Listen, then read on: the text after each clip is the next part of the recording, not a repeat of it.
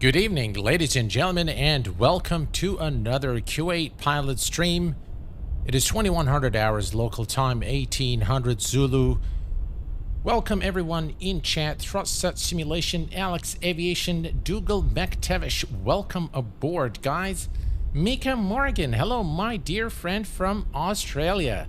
I'm sorry that you had a restless sleep, but I'm very glad that you are looking forward to the new year in only 2 weeks. Renan D. Oliveira, welcome aboard, and Duncan Cardo, welcome, guys. Very glad to have you this evening on this live stream and our first look at the Flight Sim Studios Embraer E195.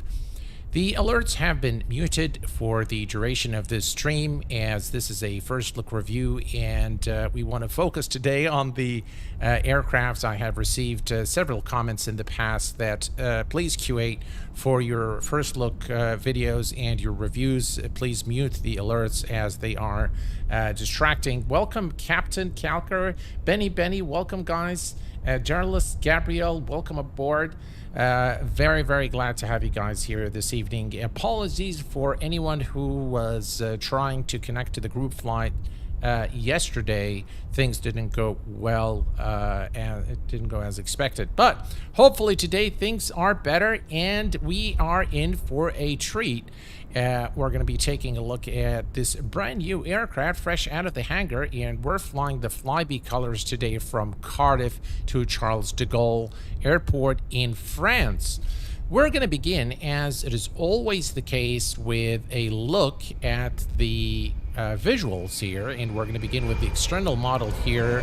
And I have to say that the model, while it is of course a model that was received from X-Crafts, and to the best of my knowledge, Flight Sim Studios didn't actually have to pay for this. I think it was just given to them by X-Crafts.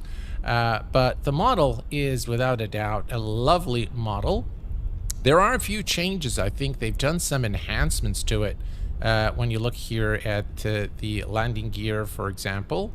And overall, the visuals from the inside and out are done very well. It looks like it's a weathered livery there of the Flybe.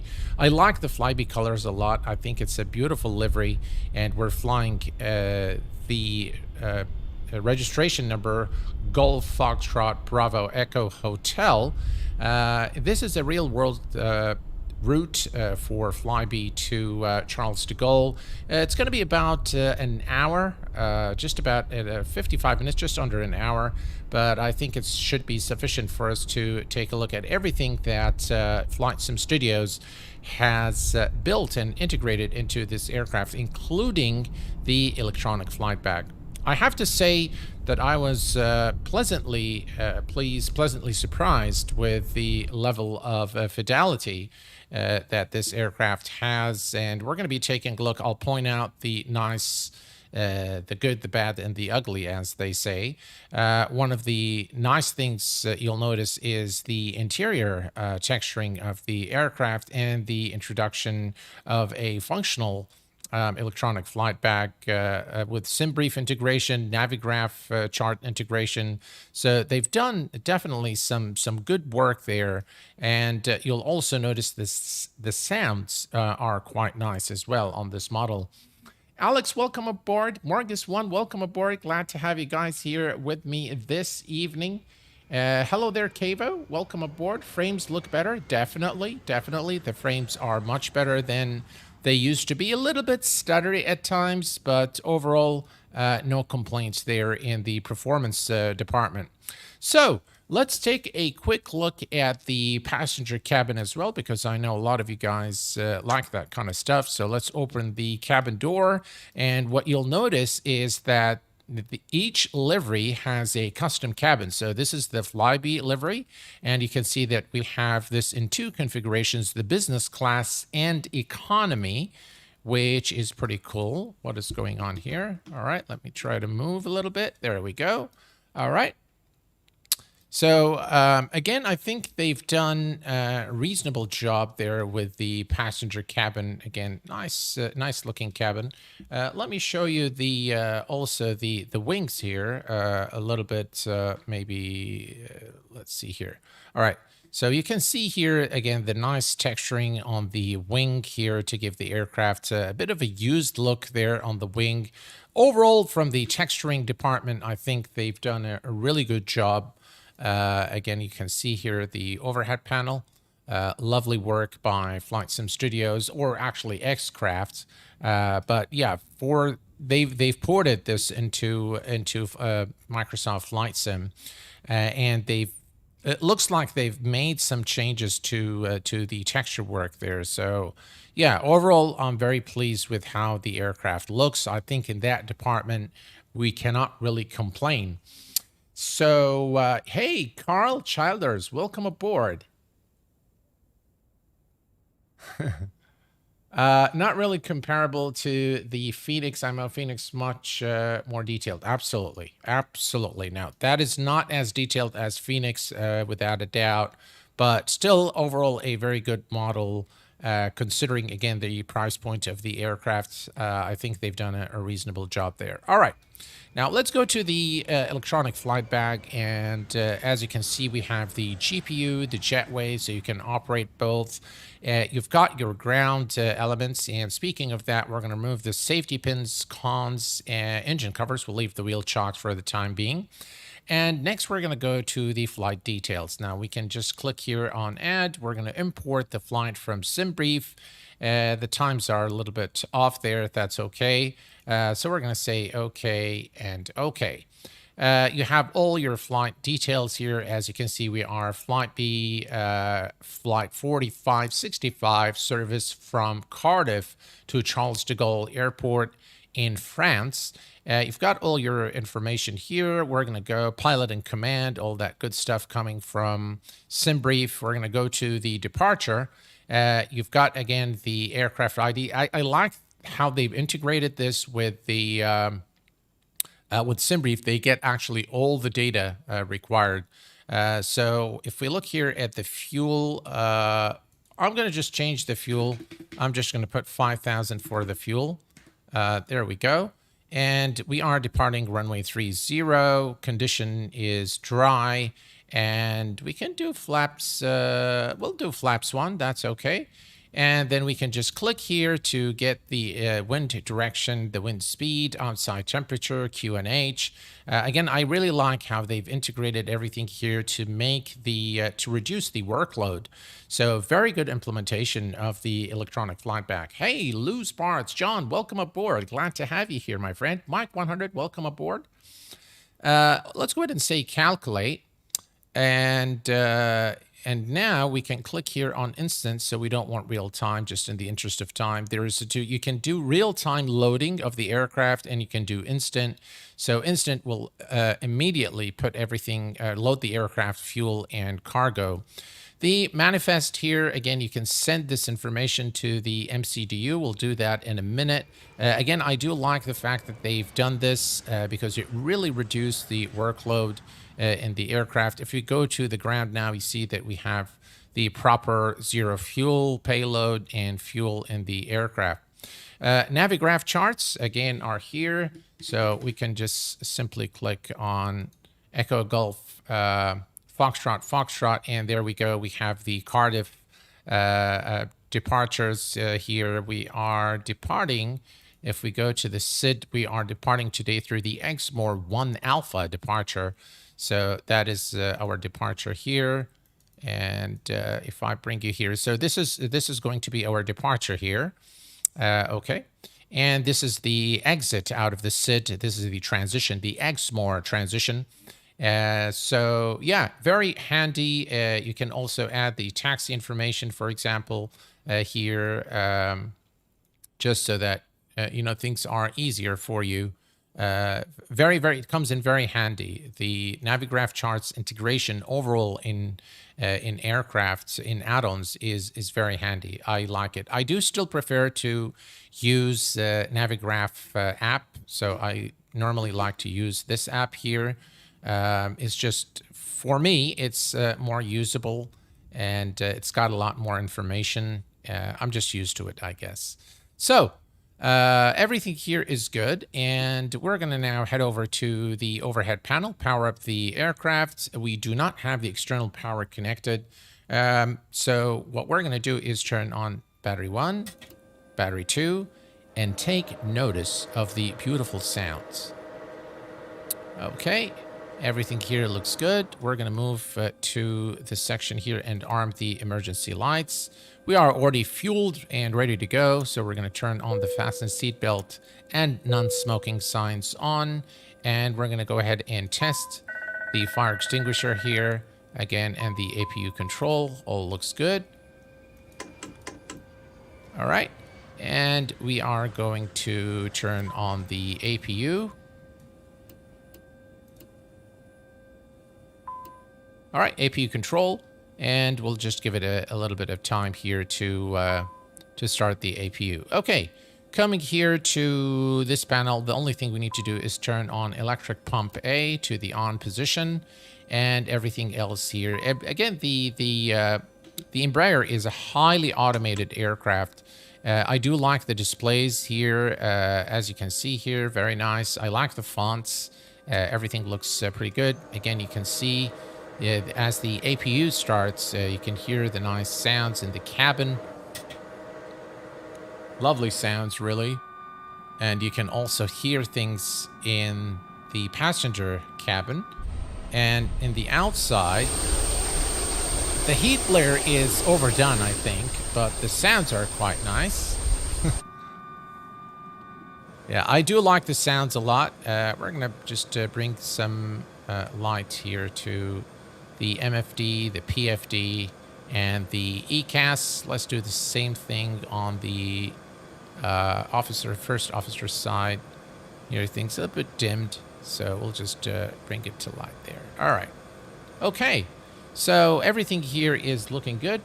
Click on the B button, sets our altimeter, and everything here is looking good. Let's go to the MCDU, and if we look here, first page normally is the radio. Now, one of the things you will notice is that when you are in the Embraer, normally 50 nautical miles from your destination airport, if you're flying an ILS approach, the radios will automatically tune to the ILS frequency, and that is actually modeled. What is not modeled in this aircraft is VNAV. So VNAV does not work, and we will have to manage the speed ourselves.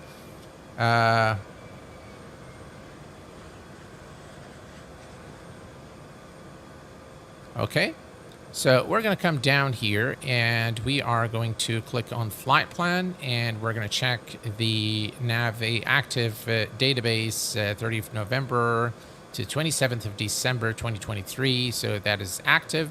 Next, we're going to go to the route. Now, in order for you to fetch the flight plan from SimBrief, you need to put in the proper flight number, and we are today B4565, so we're going to put that in, B4565, and we're going to enter that here, and now we can request the flight plan. Data link, hang on a second here. All right, so, all right, let me go to perf.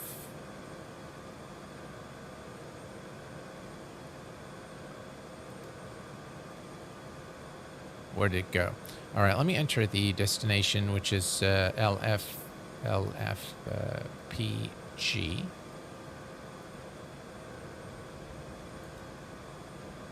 All right, what is it doing here? You can hear the data link.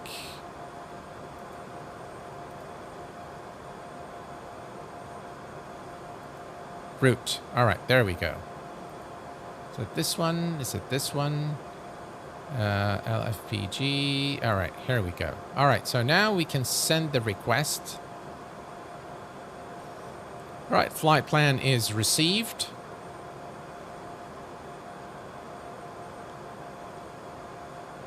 And now if we click here, we can say apply active. And this is going to populate the flight plan for us, as you can see. Flight plan received. All right, so now we have everything in there. If we go to the departure, we can now select the departing runway, which is runway 30, and we are through the Exmo 1 Alpha is the departure, and we're going to say apply. Now you can see the active route. Now, one thing I've noticed is that the airway implementation is not done. So that's another thing that you're not going to get when you get this if you decide to get the aircraft. All right, let's go to the arrival. And the runway, our arriving runway, is going to be 27 right, which is this one here. We're going to do an eyeless approach. And the arrival through the Loki 9 Papa. Loki 9 Papa. So first, okay, so you will not find it here. The reason being, we are going to take the effector to the final fix for 27 right. So in our case, we'll take the lower 8 Zulu, and now you'll see that you have the the Loki 9 Papa, and that is selected, and we're going to say apply. And now we have everything in the flight plan is now complete. So if I go to the flight plan, we're just going to make sure there are no discontinuities, and we have everything here to Marlborough, Lorne from Lokip. Lokip is our transition, Lorne, and then next here, this is the final fix for 27 right from the Guizhou, Quebec, and then about 15 nautical miles to final. Okay, perfect. So everything is done here in terms of the flight plan. Let's go to Perf Int, and here we're don't need to do anything here. We're going to go to the next page, and we're going to enter the cruise altitude. So let me adjust this a little bit. All right, and view sim brief plan. The cruise altitude is going to be 29,000 feet. So 290, and 290 is set. The cruise winds is 249, 21, 249. 21. Excellent. And then we need the zero fuel weight. The zero fuel weight is actually in your here. If we go to the manifest, you'll be able to see the zero fuel weight, which is 39906. Okay, 39906. 39906 is the fuel weight. Excellent. And the CG is 19.8, which is okay. Here is set. You can see there are some dimmed parts, so step increment or step climb is not there. The ESA deviation is still not implemented, so I believe those are items that you cannot still enter into the aircraft. Aviation with Elliot, welcome aboard, my friend. Glad to have you here.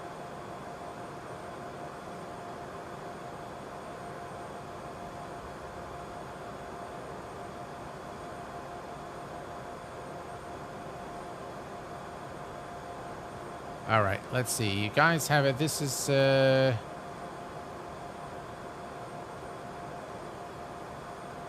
right. Sorry, guys. If how do I introduce Jaggies in X-Plane 12?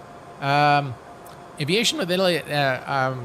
I'll be doing a video very soon on X-Plane 12 settings, my NVIDIA control panel for X-Plane 12. So stay tuned for that, my friend.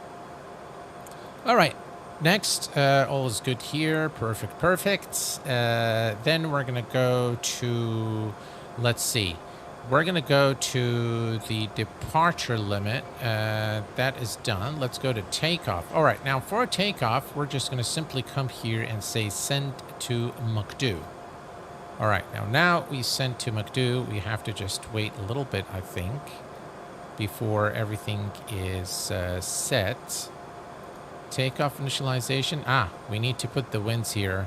All right, so let's do that. The winds I suppose these are the... So this is the wind here at Cardiff. So let's go to the weather here. And the weather is 250-10. Oof. Wow. 250-10. All right, we entered that here. That gives us the winds. And now if we go to next, we have flaps 1 for departure, which we've selected in the electronic flight bag. And then now if we go to takeoff, now you'll see the speeds 136, 139, and V2 144. You will also see the speeds right here on the PFD. So we are all set and ready to go. The pitch is... that's one thing I couldn't find anywhere. That's the CG, pitch, outside temperature, takeoff. I couldn't find the pitch. All right, let's take a look here. Maybe we can find it somewhere here. It says the takeoff pitch is 11. And that is obviously not what you put in here. So we'll just make sure that it's in the green band. So maybe we'll just put like 0.7, let's say 1.1. I think maybe that's what it means. I'm not sure really, but yeah. We can go now back to flight plan. Here, everything is good. We're going to put this on the progress page, and we're going to put the auto brake on rejected takeoff. Again, you can see immediately that you have auto brake RTO here. They've done a reasonable job with this. In fact, if you go to plan, you also have the plan here. You can zoom in and out, as you can see here, and you can cycle through the plan. There we go. Let me just zoom in. All right, so now we can go step through using the inner knob, and the outer knob is for the that's the runway right there, 27 right. Okay. All right, perfect. So we're gonna go back to map. All right, there we go. That's our map, and we have everything here configured. Let's turn on the flight directors. Now that's looks like this is a bug. It keeps just jumping, going back and forth. So that looks like something that needs fixing. Hopefully in the next iteration. And one thing you'll notice here also is that you have no TCAS, no weather, and no checklist, which is okay. Not a big deal. Let's click here, and that starts the clock here. Everything else is done, pretty good. You have your radios. They operate beautifully, so you can use, if you want to fly on VATSIM, I think you'll be able to do that with no problems, or IVAO for that matter. Yeah, there is a note here from, what does it say? Let me see if I can read it. All right. It says, "Dear fellow pilot, thank you for supporting us in this early access. It's made with heart sweat and a lot of coffee. May not be completely complete yet, but we constantly working on it. Please carefully our procedure guide for a smooth experience. Best, yours." Again, nice, nice little note there from the guys over at Flight Sim Studios, as this is early access, obviously. One thing before we, let's set our altitude to 29,000 feet. Now, I did only one test flight with this aircraft earlier today, and on the eyeless approach, it did some funny things, so I had to take over and hand fly the aircraft. Hand flying it is actually not bad. It's actually pretty good. But we'll take a look, see what happens today during this this flight. Allah Aruk, hello, my friend. I hope the FMC is working well. The FMC is actually surprisingly working pretty well. It simulates FMS authentic, or authentic FMS, not the, what do you call it, text, what is it, Textron, FMS. I think it's called Textron, something like that. Yeah, it resembles the more modern FMC used on the Embraers, which is authentic FMS. Okay, we are ready to go. Let's come here to the overhead panel and turn on the red beacon. And let's push out of our position. Head over to runway 30 and depart. Right, we'll go to GSX. And we're going to say request pushback and departure. We are going to select British Airways. That's fine. British Airways handling. Okay, we have the truck there. And they're going to come and install the pins. I've had some issues with GSX earlier today. Hello, Captain. Hello. We're ready for pushback. Perfect. So I had to uninstall it and reinstall it again, but it's been working okay. I've been having these stutters with the GSX vehicles, and reading through the forums, it looks like I'm not the only one. The guys over at FS Dream Team continue to say that it's something to do with SimConnect. I don't know, but yeah, it's pretty stuttery, so. Hi, Kuwait plane is getting there. We now only need custom LNAV and VNAV. Yes, it's definitely getting there. It's definitely getting there, and slowly but surely, we can see a lot of the effort put forward by Flight Sim Studios, which personally I appreciate. And by the way, I purchased the aircraft, so this was not given to me by any means. I purchased the aircraft earlier today, and I decided to make this first look video. Now, I know some of you will say, hey Q8, you haven't done X-Plane in quite some time. I've done one video this weekend. Nose to the right, we want, yeah. Release parking brakes. Alright, parking brake released. Commencing push. All engines are clear. Start at will. So, it's just really, I try to balance out the content on the channel as much as possible.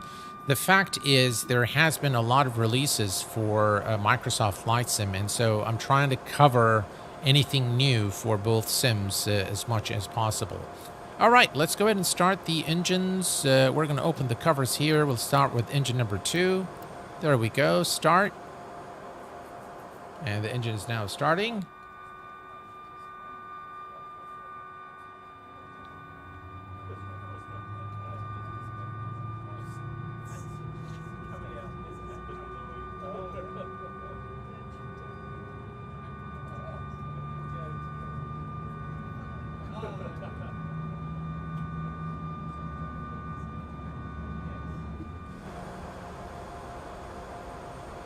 Alright, this engine is now getting... Alright, so we're almost, engine 2 is almost stable.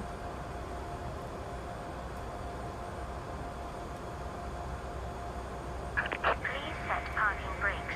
Okay. Waiting your confirmation for a good engine start. Alright, let's go ahead and start engine number 2. Or engine number 1, actually, in this case. Perfect. And we can now tell GSX that we have a good start. Ground. We have a good engine start. You can disconnect. Explain one better. I suppose that is a question. And the best Embraer implementation that I have seen so far is the one by X-Crafts, and then comes the one by FPS. The reason being is the FPS Embraer has some issues still with the autopilot that have not been fixed. So from the visuals, the X-Craft model is second to none in my view. Okay. Tow truck disconnected. Bypass pin removed. Left is clear. Right is clear. All right, we have, we'll just wait for the hand signal. Both engines are now operational. Let's close the covers. We're going to head over to the overhead panel and turn off the APU. And we'll turn on the taxi lights on. Excellent. So the altitude is set. All right, we'll set the rest of the autopilot controls once we are at the runway.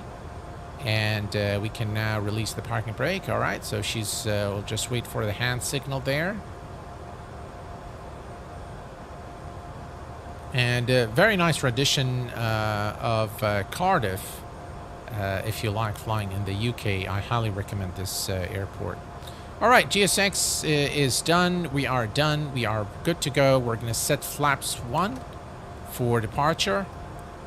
All right, flaps 1 is set. We're going to do the flight control check. Full up, full down, full left, full right, neutral, pedal full left, full right, neutral, and the before taxi checklist is complete. The APU is shutting down, and we can now release the parking brake and head over to the runway. All right, here we go.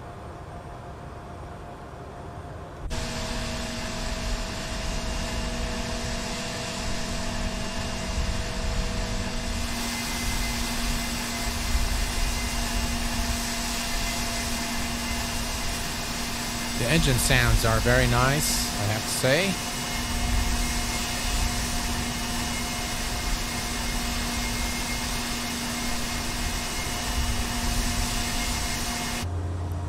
Thank you very much, Matey Ayala, and thanks for being here, my friend. Look at this wing, guys. Gorgeous.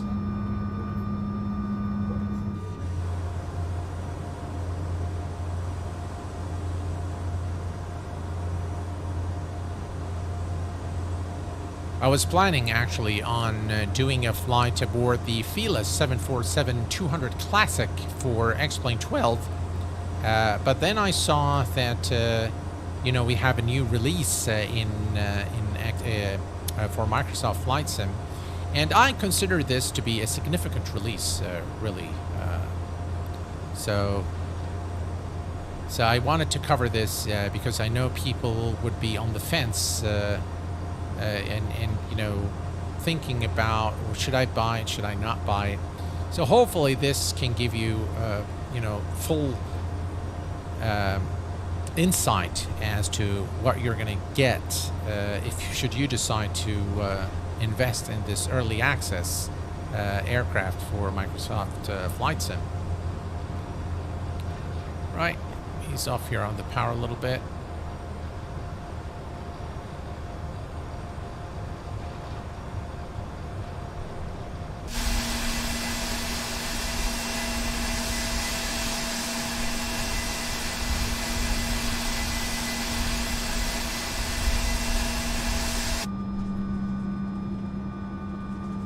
I really like the wings. Oops. Yeah, that happens when you get carried away with the views there. I just couldn't resist.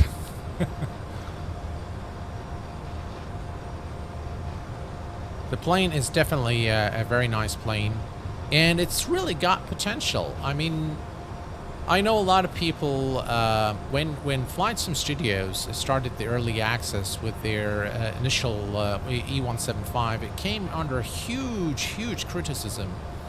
But I mean, if you're not comfortable with early access, then yeah, you should not really invest in it. All right, let's bring the aircraft to a short halt here. We're going to turn on the landing lights. We're going to turn off the taxi lights. Strobe lights can go on. And we are going to come over here. We're going to select nav, and that will engage LNAV. And we are going to engage the auto throttle, which doesn't seem to engage here. It does shows takeoff here, but nothing showing there for some reason.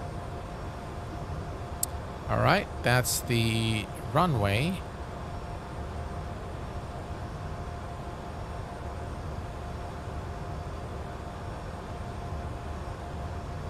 We did click that, didn't we?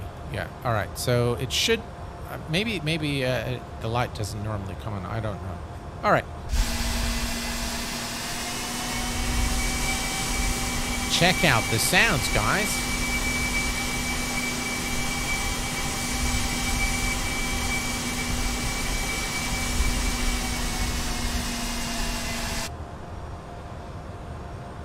All right, let me set my view. I prefer this view for departure.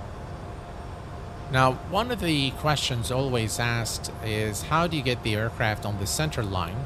And with just about all aircraft, what I found is if you set this bar here, you know, the altitude bar with the line here, that's the center line. So if I click outside, you'll see that I'm pretty much on the center line there. So that's how I get the aircraft on the center line. Okay, so here's what we're going to do. We are going to hold the brakes, and we're going to give it some power here. Check out the sounds. And there we go.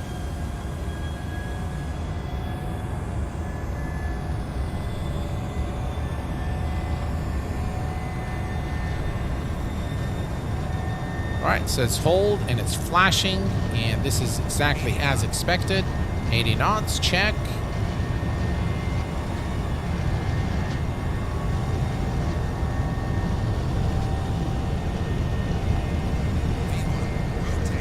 Rotate.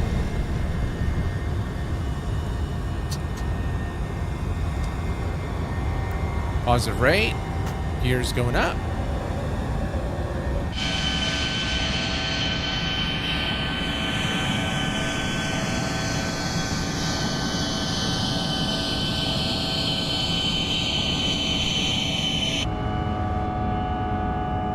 Very nice sounds, I have to say.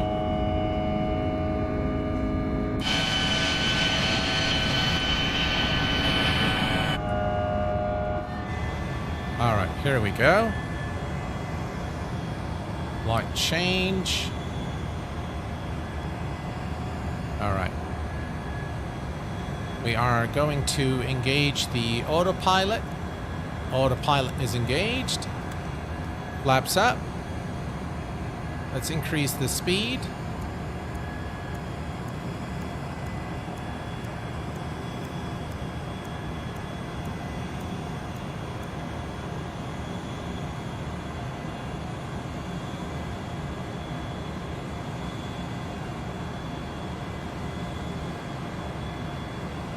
Right, everything is exactly as it should.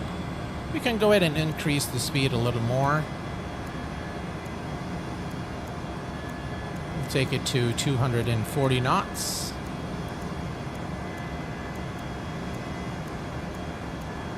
So that's the only thing that you'll have to keep managing is the speed, which is, you know, which is not bad. It's all right. Lovely departure here out of Cardiff in the United Kingdom. Very nice airport, highly recommended airport. Again, if you want the links to the scenery used during the stream, you can type !scenery. Right, and let's see here. Barrow standard barrow set.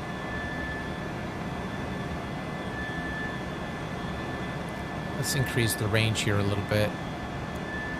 There we go.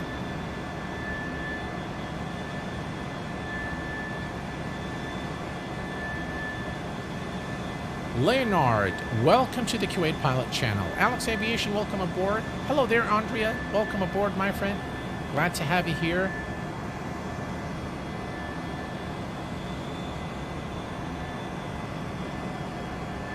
All right, we're looking good, and frames are actually pretty reasonable with this aircraft. Here, let me just bring up the... we're getting about 83, 82 FPS, which is okay. I mean, it's with the PMDG at the same airport, I get about 120, between 114 and 120. So this one is a bit demanding for frames, but again, it's not fully optimized. So I understand. There we go. All right, 240, we're looking good.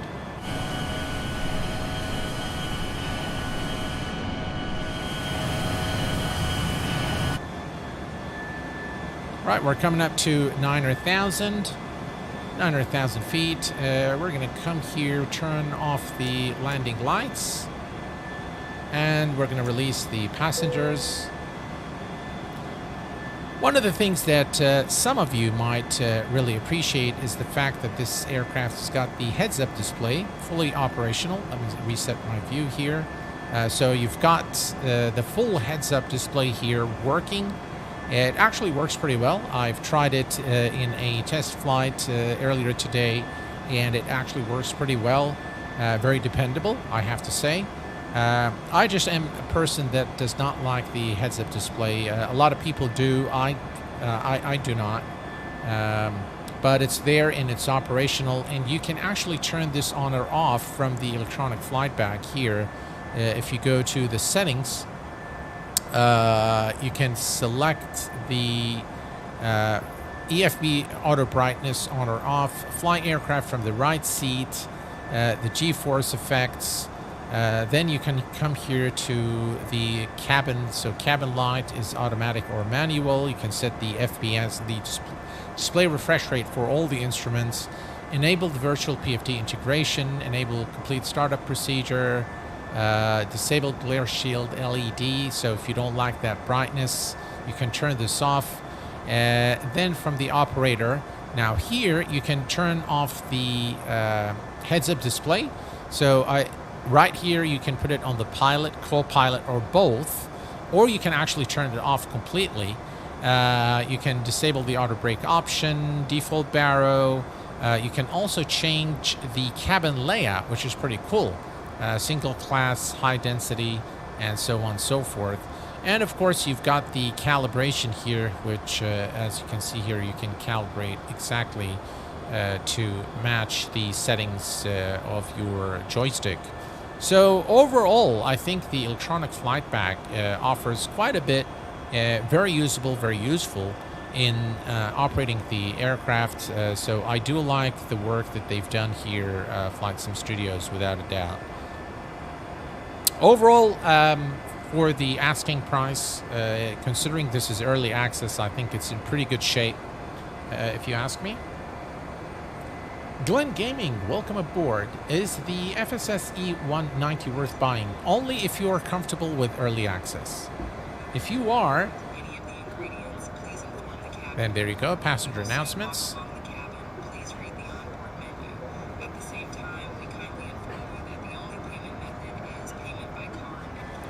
If you're comfortable with early access, then I would say yes, it is worth it, in my view. And I think Flight Sim Studios is a reputable developer. If you look at their Tecnum P2006, their 212, the 212,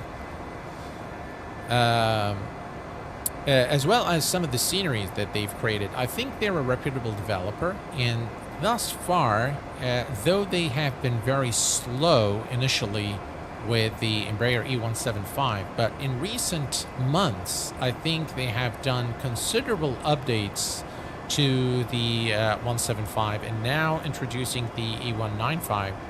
So I think they are actually, you know, making very, very good progress in recent months, and therefore I can say very safely that they are a respected, well-respected developer that we can count on. So we can count on that they are a development company that will live up to their promises, as we have witnessed. So yeah, I would recommend it if you're only if you're comfortable with early access, though.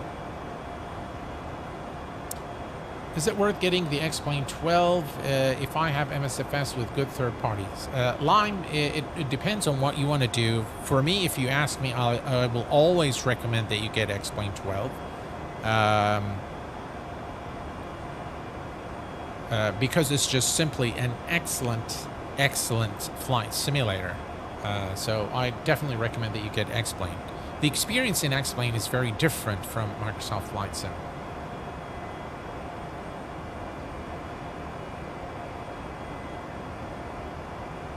I totally second that statement from you, Dougal. They are a bunch of great guys. They produce some great things. Yeah, I could not agree more. I like the wings as well. We do refer to other wings. Though I was having a plate of barbecue flavored chicken wings. Ooh! Bon appetit, Alex. Bon appetit, my friend. Yeah, X-Plane 12 is constantly updating, and it's got a very, very promising future, without a doubt. So I love X-Plane 12. Here are some external views here for your viewing pleasure.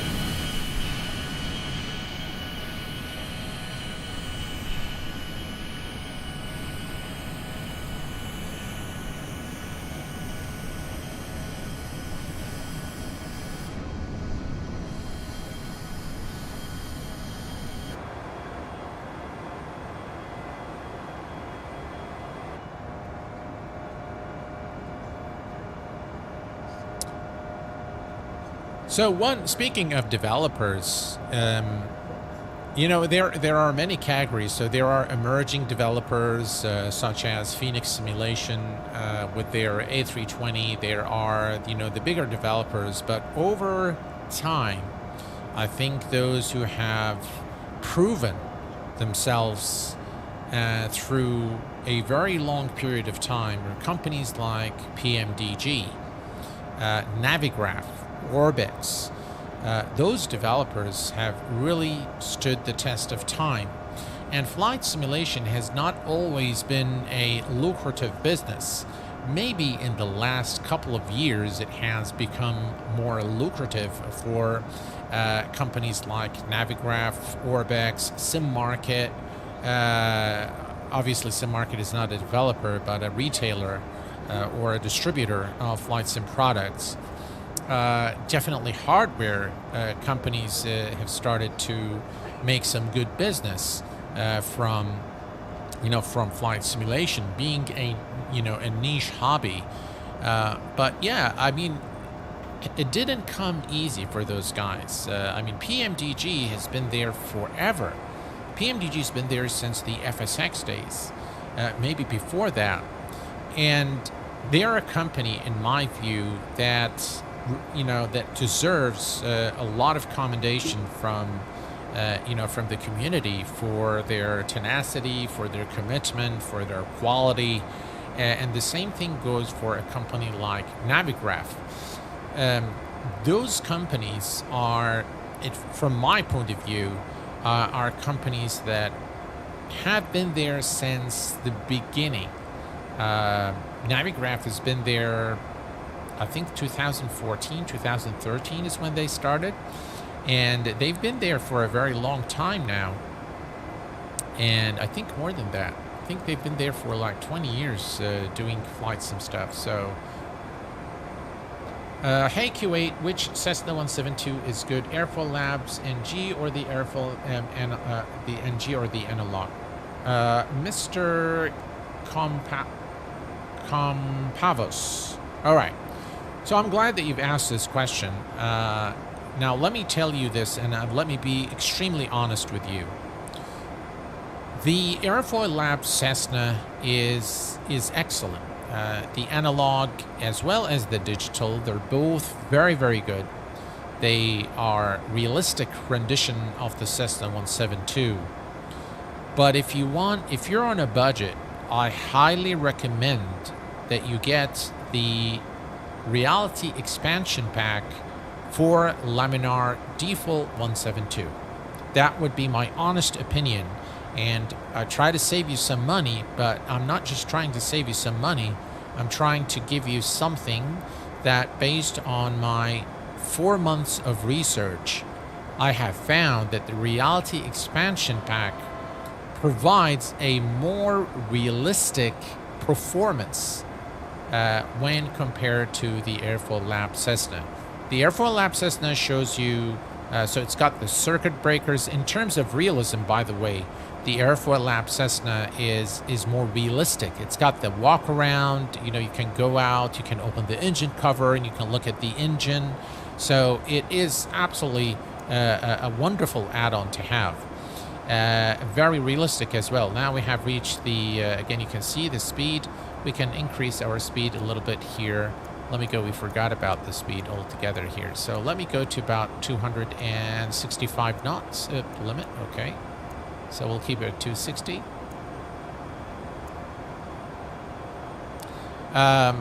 So without a doubt, the Airfoil Labs Cessna gives you a complete experience in terms of, you know, you could actually see how the pistons are, you know, firing.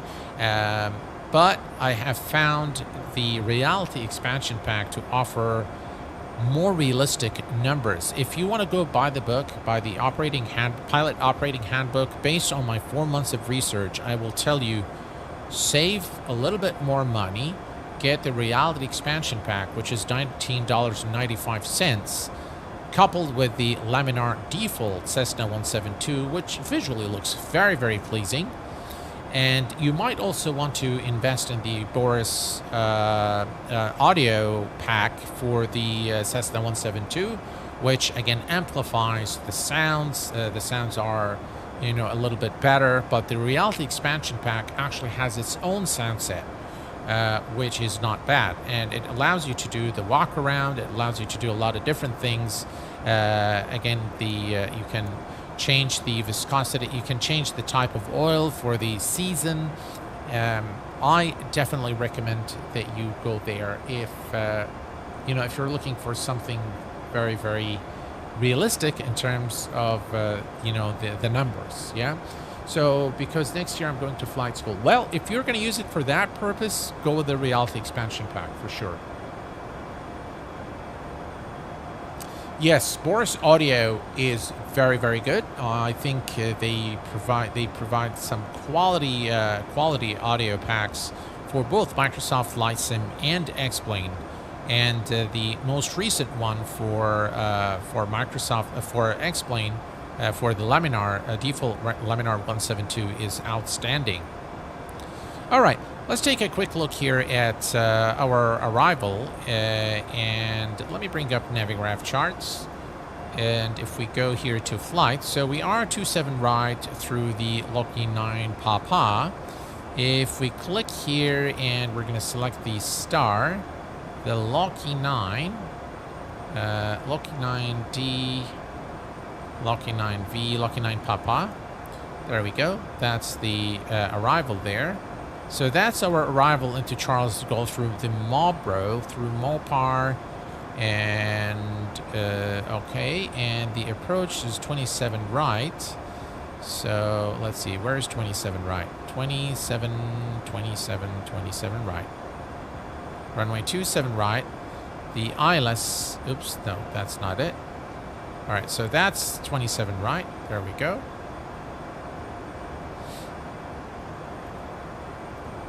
All right, 27 right. So we're going to know just the frequency and all of that stuff here. It's going to come 27 right. All right, initial approach altitude is 5,000. 264 final approach course, and 110.35 is the frequency. All right, let's go to radio here real quick. Yeah, it's still not tuned, so we'll watch for that once we are closer to the airport. If we look here, we are about 197 nautical miles. We are at 29,000 feet. We want to descend to 5,000. So 24, 48, 72, 82 for contingency. So about 82 nautical miles from Charles de Gaulle will begin the descent. So you have to calculate it manually. You have to calculate your top of descent manually because the aircraft does not have VNAV as of yet. And as you can see also, we don't have the climb and descent profile here. So that's work in progress, it looks like. But other than that, yeah, so it just requires a little bit of knowledge of how to calculate top of descent. If you're comfortable with that, then, you know, you're good to go. Plus, you get the cool Austin bobblehead doll on the Laminar 172. Yeah, if you open the compartment, yeah, that's right, yeah. Off topic, but would like to share here, just received my MRI scan results, and it's another year free of the big C. Early Christmas gift for sure. Dougal, I am very, very happy to hear that. And I know that you've suffered a lot. I know some years ago, you were telling me about all the headaches. I'm very happy for you, my friend. And hopefully you will remain free of it. And may your life be filled with happiness, joy, and the best of health. I wish you very well, my friend. Very happy to hear that.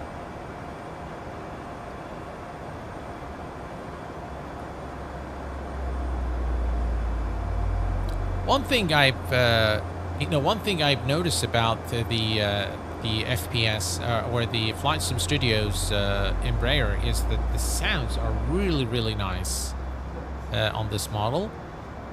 There we go. Again, some nice views here for your viewing pleasure.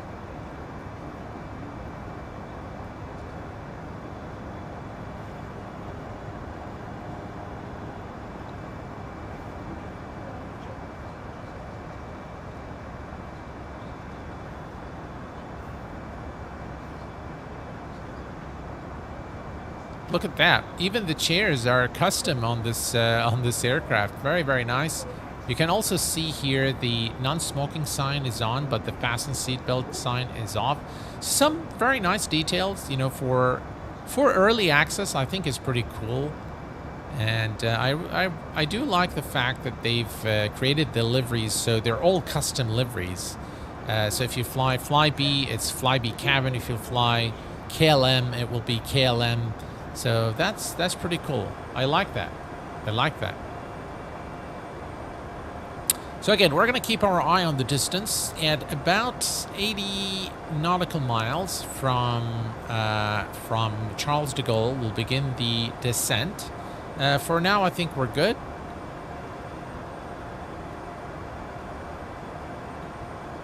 Bear X. So what's the improvement section on this? I'm not sure I follow the question. The improvements have been in the visuals, the electronic flight bag. You've got the again some of the details there with the FMS, the FMA signs here that the FMA messages that you get here are more aligned now with what you see in real life. There's a lot missing, without a doubt, so let me be completely honest with you guys. This is not complete by any stretch of the imagination or by any standard. The aircraft's still lacking in a lot of departments, but it's definitely a very promising product. And with the implementation of VNAV, this is really going to, and of course ironing out some issues, this can be a really, really enjoyable add-on.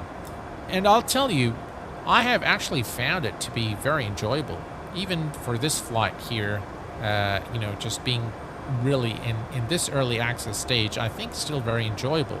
It's got nice visuals, it's got a very functional electronic flight bag, it's got nice sounds, and, you know, the systems are reasonable, I would say, but far from complete.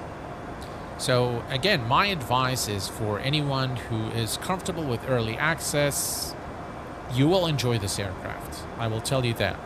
if you're not comfortable with early access and you're looking for something high fidelity and, you know, in-depth system simulation, then definitely it's not for you. It's a cool jet. Yeah, Chris, without a doubt.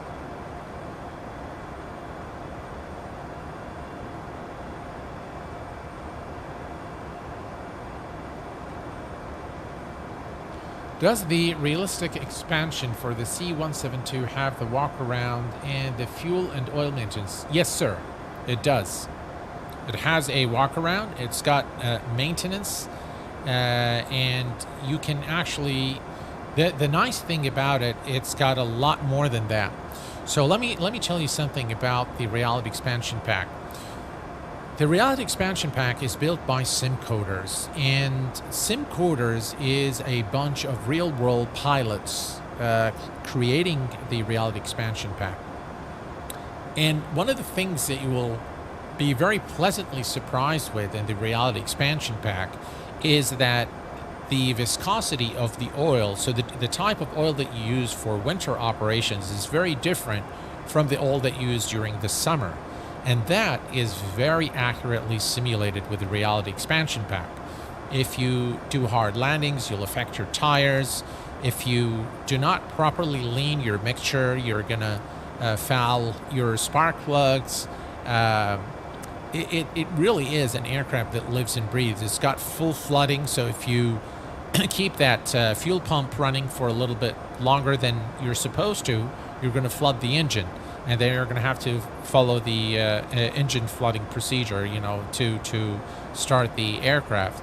Again, there's a preheater, so you need to preheat the aircraft. Pretty much everything you find on the airfoil labs, you'll find it on the Reality Expansion Pack. The difference is the airfoil lab Cessna is visually more complete, I would say.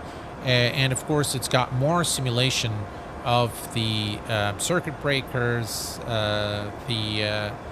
some of the numbers, though. The Reality Expansion Pack, I think, based on my research, the Reality Expansion Pack, in terms of the numbers, performance numbers, is more accurate than the Airfoil Labs Cessna. As a real-life C-17 pilot back in my younger years, I'll back some on the Reality Expansion Pack. I just recently bought it myself after his recommendation. Thank you very much, Chris. And there you go, guys. You have a real-world pilot here attesting to the accuracy of the Reality Expansion Pack. And ladies and gents, we have with us my dear friend, Allison Johnson. Welcome aboard, my friend. Glad to have you here this evening, Allison. And thank you, Dougal, for posting the link to Allison's Twitch channel.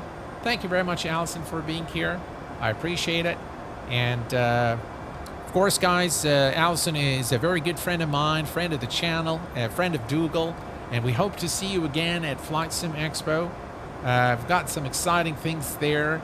And I need to actually, I was planning on getting in touch with you, Allison, regarding something for FS Expo 2024. If you're going to go, I have something special for you at FS Expo. We absolutely love Allison. Absolutely. No question there, Dougal. V Skycheck, welcome aboard, my friend. I didn't know you were there. Glad to have you here with us this evening. All right. So we are 137 nautical miles. We're not too far from top of descent. We should begin our descent shortly. But here's a look at the Embraer here.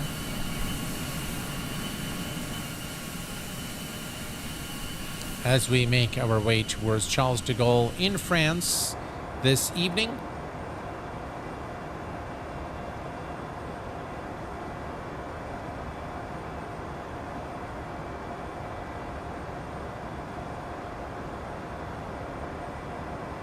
Excellent. All tickets sorted. Oh, okay, no worries. No worries, Allison. I still have something for you. I still cannot discuss it in an open forum, but I will let you know. I often fly on the E190 from Newcastle to Charles de Gaulle or Schiphol. Oh, cool. Oh, are you, Alison, are you from Newcastle? My family actually is currently in Newcastle.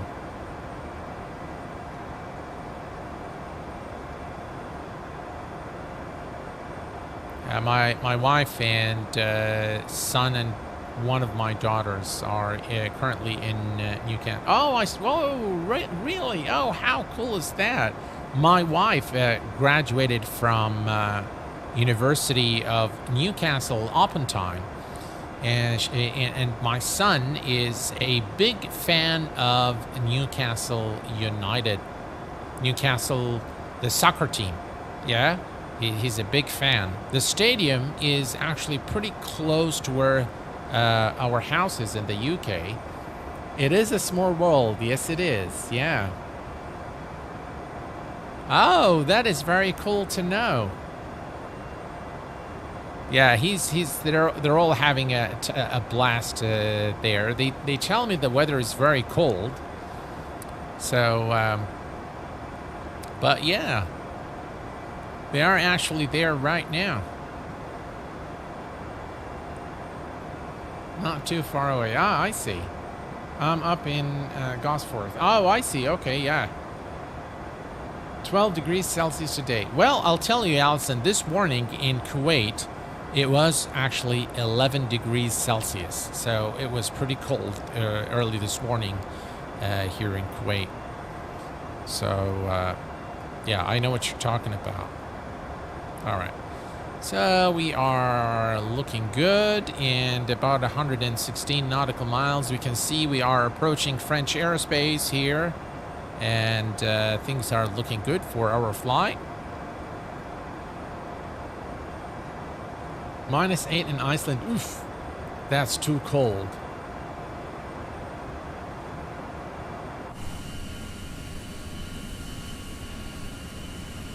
You gotta love the Flybe livery.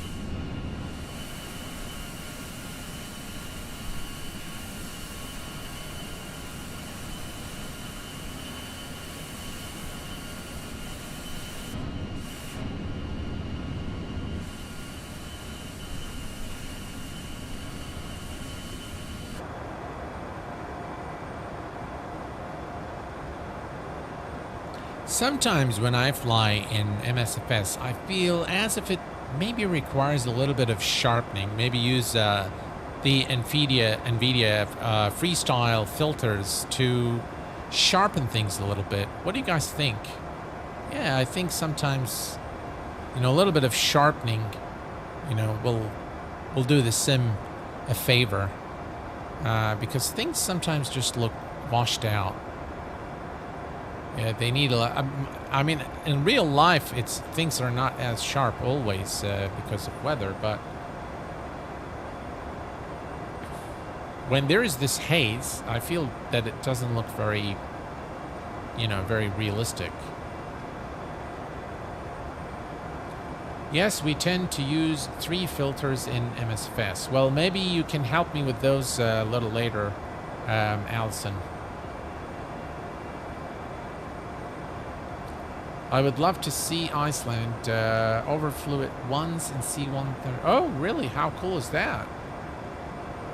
I think your sharpening tweaks are very successful also for XP. Thank you, VSkyCheck. I'll ping you the ones I... Oh, thank you very much, Allison. I appreciate it. I've tried several in the past, but, you know... Yeah, I think if you look here, so definitely needs a little bit of sharpening there to make things a little more, you know, a little more bombastic. Yeah. Make it a little more snazzy, if you will.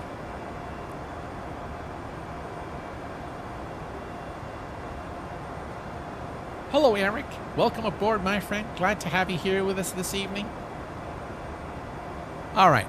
So if we look down here, we are about 96 nautical miles. So good time to begin the initialization. So we're going to go to perf int, perf plan.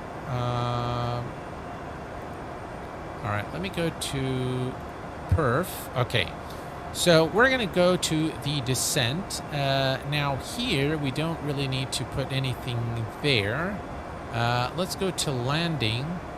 Landing in it. That's what we want. Okay, so for the runway heading is going to be 264 degrees. 264. Okay. And the landing temperature is, well, let's go to the weather here. And the weather is going to be 4 Celsius. Gee, that's pretty cold. All right, so 4 Celsius, that's 39 Fahrenheit. We're going to do flaps full. Approach type and speeds. Ice is no. The wind at Charles de Gaulle is 210.8 knots. So 210 and then 8 knots. We're going to enter that here. Perfect. Then we're going to go to landing. Now we can see that we have the speeds, the VREF speed 134, VAP approach speed 139, VAC is 146. We're going to be doing flaps 5. And everything else here is looking good. So we're going to go back to FPL.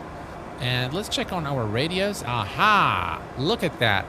Now we have 110.35 automatically tuned into nav1, which is something that is still not done on the X-Craft model for X-Plane. So I do appreciate that they've done this because that's a pretty cool feature that I really personally like. And slowly but surely, Flight Sim Studios is bringing this add-on to a level that I think a lot of you will appreciate once this product is deemed finished. And all right, so 79 nautical miles now. I think it's a good time to begin the descent. We are going to reset the MCP altitude to 5,000 feet. All right, there we go. 5,000 is set. No, what am I doing? Where's the altitude? There we go. 5,000 is set, and we're going to go flight change. And now we can see the speed. Flight change. We can reduce our speed. I'm going to reduce the speed to 250 knots. There we go. And we have now begun the descent towards Charles de Gaulle Airport in France.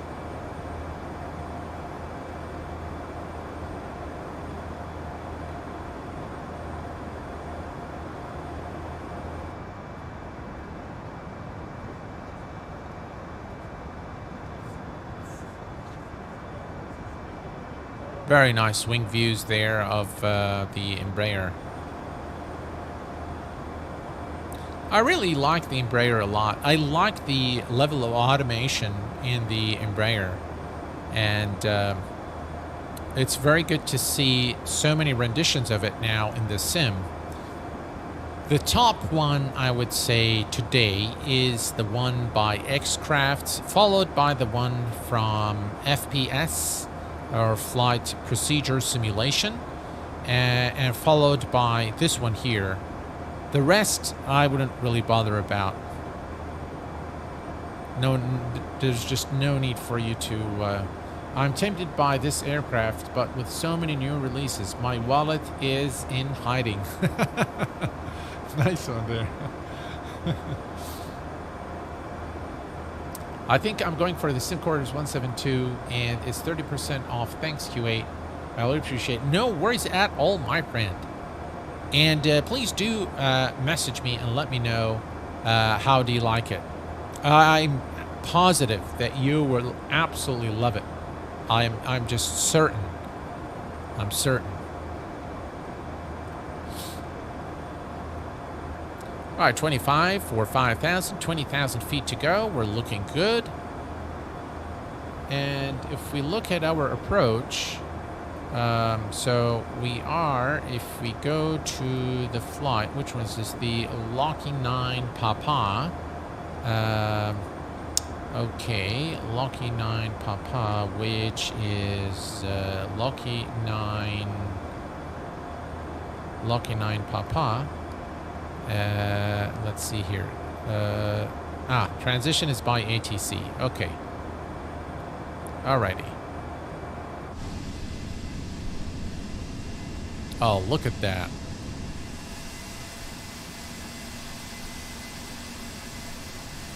Just lovely.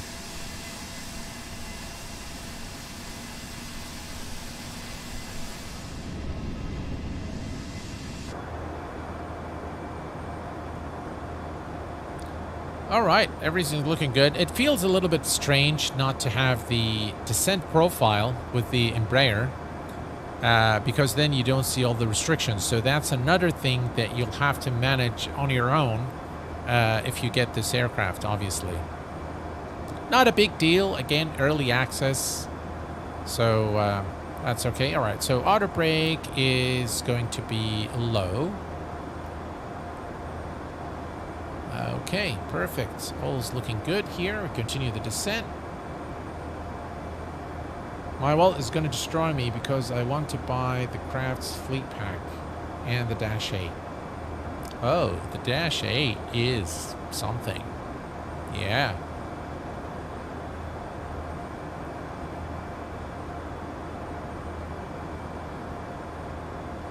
I really can't wait for the Fly JSIM 727 and 732 for X-Plane 12. Those are in the works. They are being worked at. And the 732 is probably going to be the first of the two that makes it to X-Plane 12, according to Jack, the developer himself.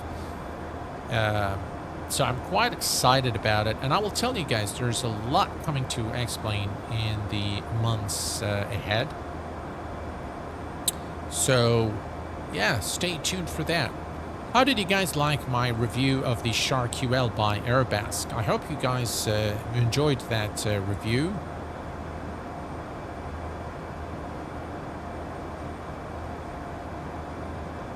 I have the B732 for X-Plane. I hope the update is free. I don't know. I have no clue. But it looks like it needs a lot of work for the update, so I'm not sure that it's going to be free.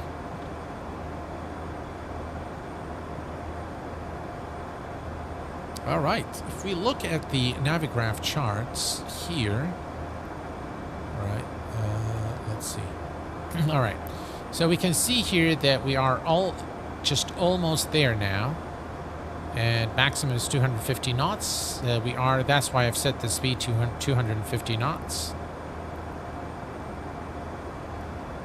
And if we switch this to plan and cycle through, there we go. We don't see anything. All right, that's okay. All right, that's 18,000.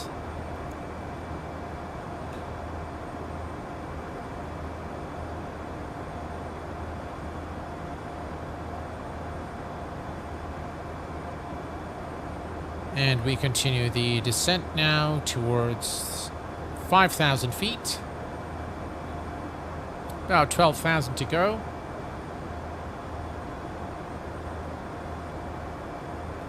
I'm glad you enjoyed the Shark QL review. It's definitely a very, very good aircraft from Airbus. Have you heard anything about the hot start from TBM for X-Plane 12 at all? No, I haven't. Eventually, all these aircraft will make it to X-Plane. Okay, so if we look here, from Lorne, we are 62. We're just fine in terms of the altitude. And we are 42 nautical miles. Okay, Lorne is 67. All right, I think we're okay. We're looking all right.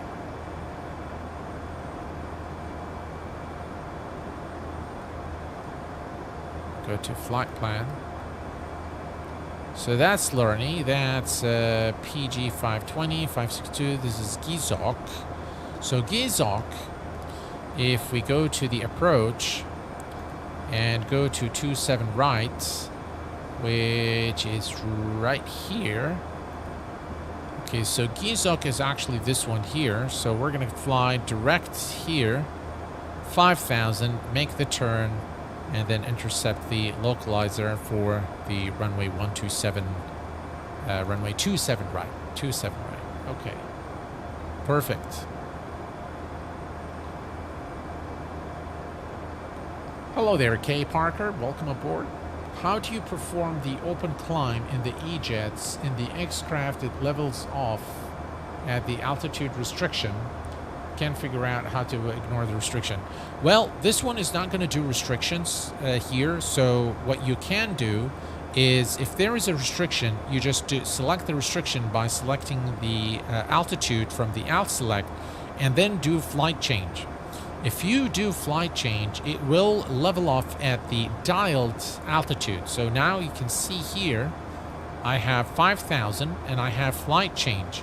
So at exactly 5,000, the aircraft is going to stop at 5,000, and then it will maintain the speed that I have dialed and the altitude. The speed is held by the altitude, by the outer throttle, and flight change is going to take you exactly to that altitude and stop. It's kind of like alt select. So it takes you there and it stops there. So if there are any restrictions, you're going to have to check your flight path, flight plan for any restrictions, and then you'll have to manually select them and use flight change to respect the restrictions. Because the aircraft does not have any VNAV. So you'll have to do this manually. Okay. If we set the heading here, let me set the heading bug just so that we are on the same heading.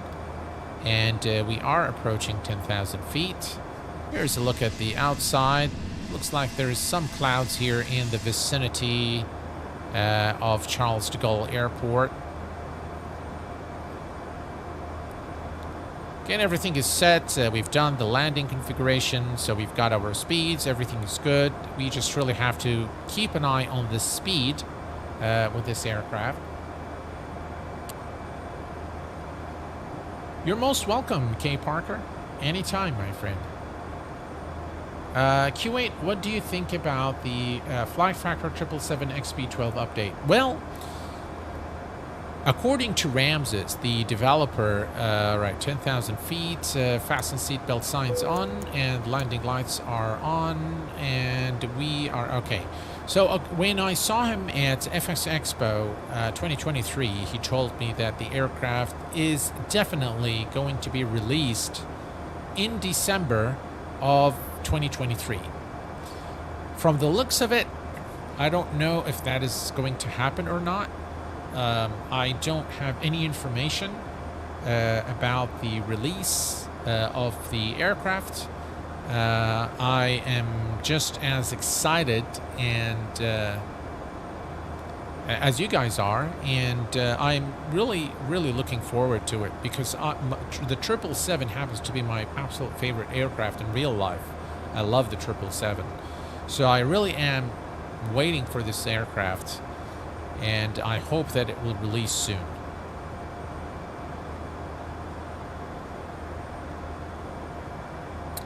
Alrighty. Nice view there. Let me set my view here. We're looking good.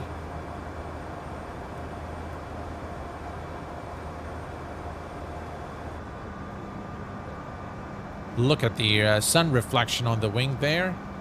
Very nice indeed.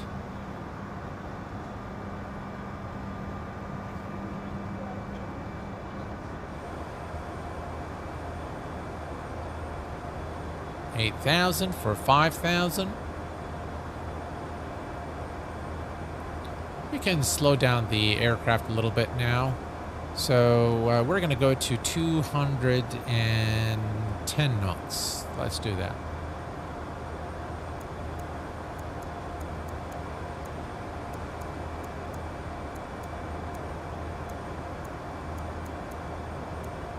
There we go. 210 is set.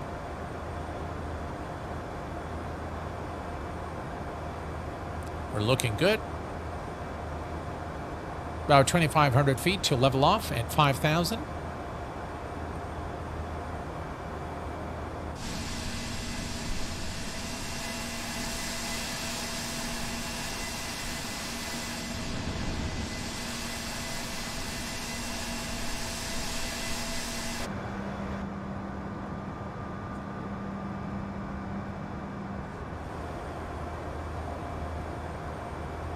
Oh, there we go. That's 218, about 8 knots.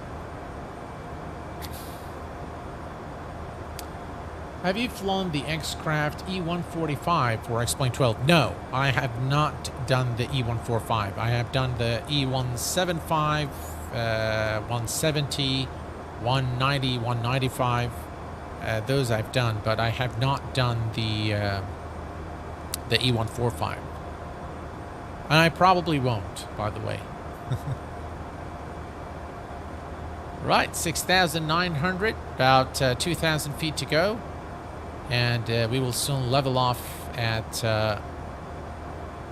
5,000 feet. And we will maintain 5,000 until we are established. All is looking good.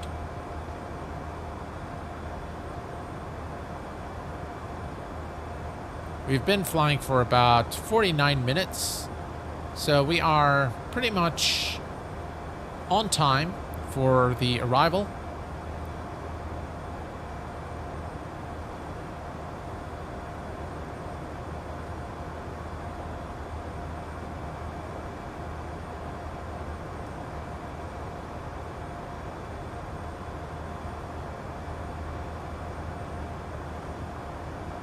And we can look here at the heads-up display. Works exactly as it should. You've got all the information here that you need. And it can actually be very useful, by the way, with the Embraer. When you're coming to land, it can be very, very useful. Right, 600 feet. We're almost there at our initial approach altitude of 5,000 feet. Right, I've just set the altimeter, which I forgot to do. So, we're good.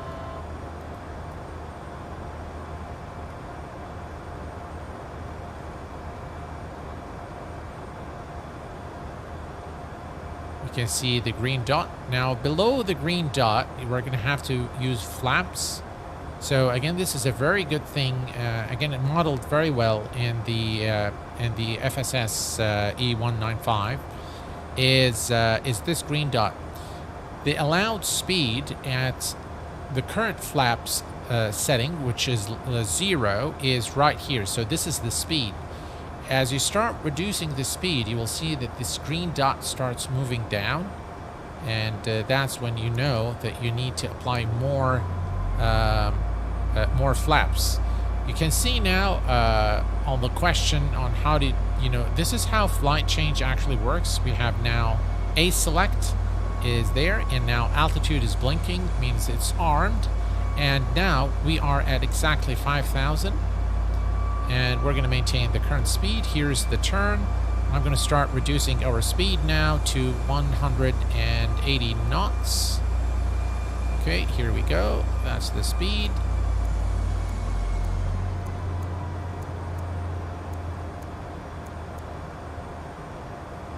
Right, now you see the limit here. That's because of the flap setting. So if I go to flaps 1, then the speed is okay. The limit goes, and that is actually modeled in the aircraft, which is very, very cool that they've actually modeled this.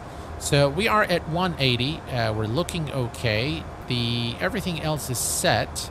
We'll wait for once we are currently at Lorne. So at Gizok is where we will engage the approach. Right now we are okay to leave it where it is. And here, if we look here, this is Lorne, this is PG52. So we still have a little bit of time before we arrive into Charles de Gaulle. But it's a good idea to slow down the aircraft. We'll leave it here at 180 knots for now as we make this turn towards the airport.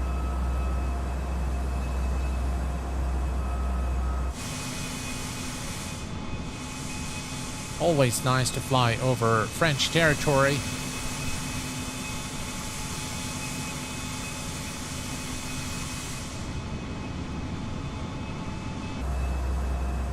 The sounds are quite nice, I have to say. Now there's this thing, you see the aircraft kind of, I'm not sure why it does this, it turns to the left before it turns right, and it turns right before it turns left when it encounters a steep turn like that. I'm not sure why it does that.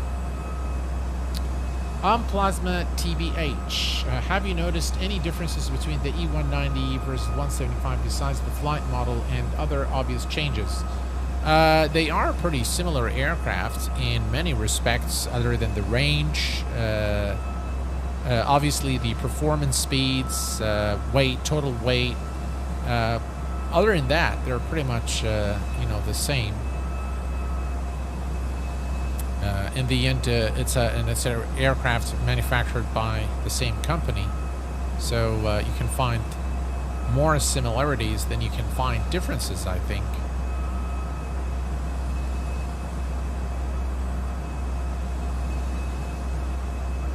Right, we're looking good. I think the again, the lateral navigation still needs tweaking, because the aircraft keeps making small changes. Let me set the bug here. Yeah, I noticed that it keeps making small changes rather than actually fly the waypoint in some cases. And then again, this kind of going to the left for the right turn and going right for the left turn, which appears to be something that needs tweaking. Other than that, though, I think it's pretty cool. Works pretty well. Here's our turn, and if you look here, we are actually, if we go after Gizok is the final fix for 27 right, and still we have actually quite a bit of distance. I didn't know that we have that much, so yeah, that's okay. Alright, let's go to previous page. Alright, here we go. That's Lorne. That's our turn. Gives us a little bit of time to set up for the approach. We'll keep it at 180. Nonetheless,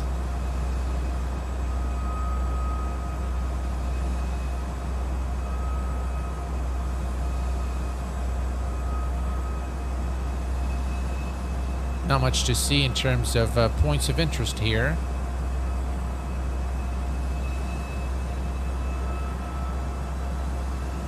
Here's the turn.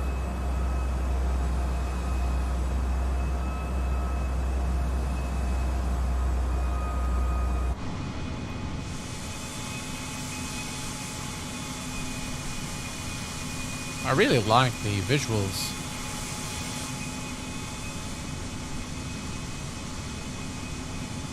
Very nicely done by X-Craft, I have to say.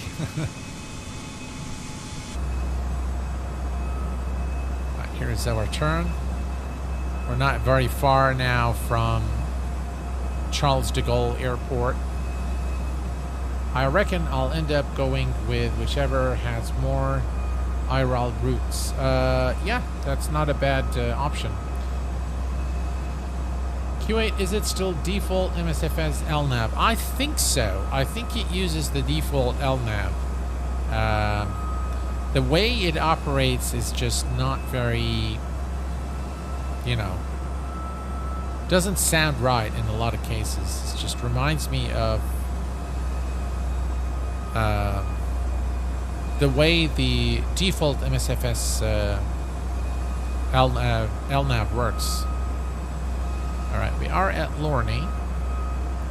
And 5.2 nautical miles. Okay. Perfect.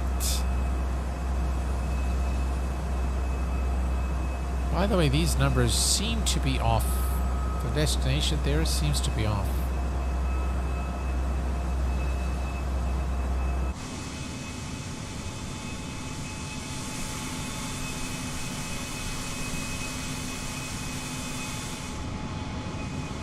Overall, visuals, sounds are pretty good.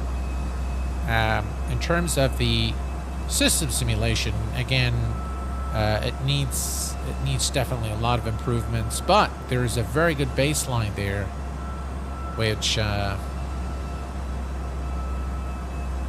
calls for excitement. I think this is going to be if FSS continues to deliver on their promise at the pace at which they have in the past couple of months, I think mid-year next year we can have a very sort of near complete Embraer for Microsoft Flight Sim.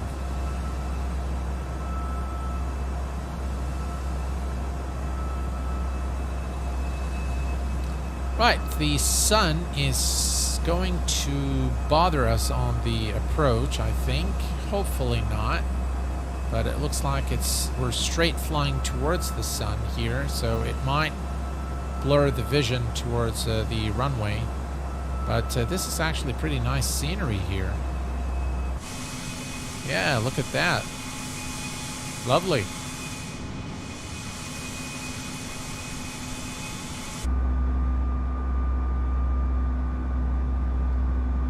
Nice wing views.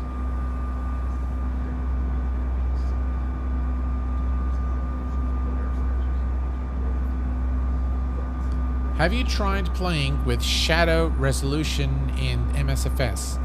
I did, and I'll tell you one thing that I've noticed with the shadows is if you go to the NVIDIA control panel, now if you select 8x for the MSAA in sim settings, it will tax your frames a little bit.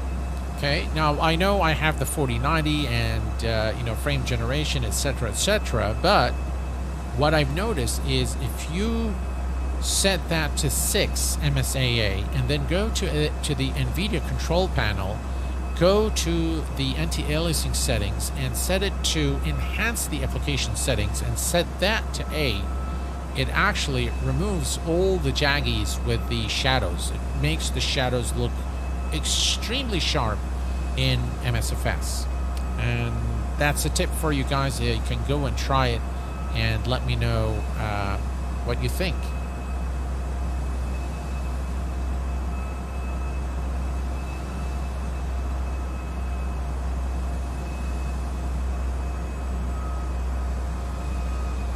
All right.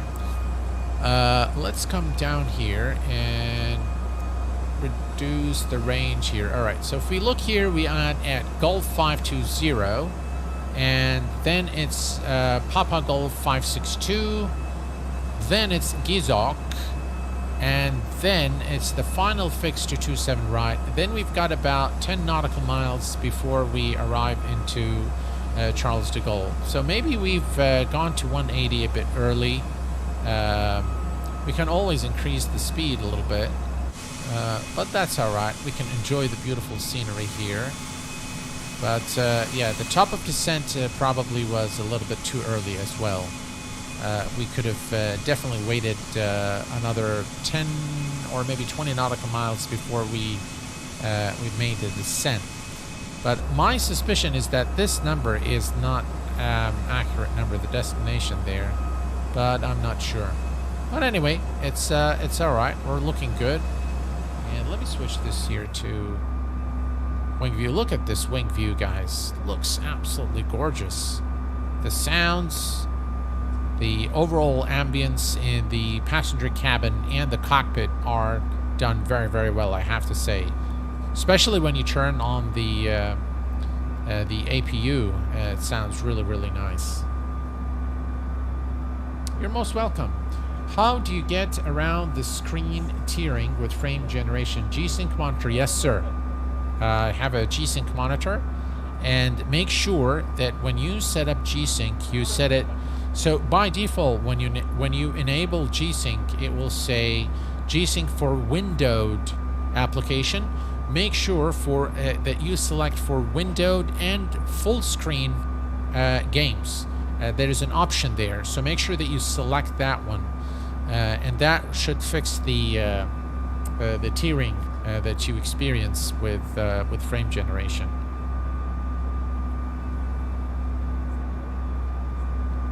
I love flying France, and MSF says good scenery and no stutters. Italy is chaos though. Is it? I haven't had any issues with Italy.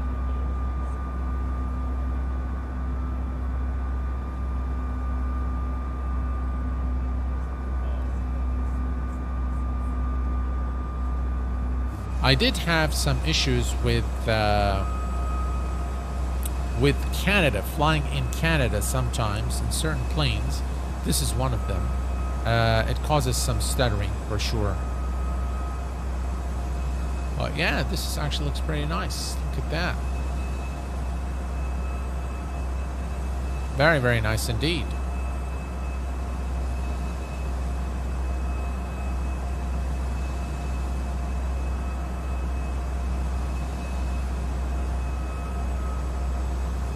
Lovely.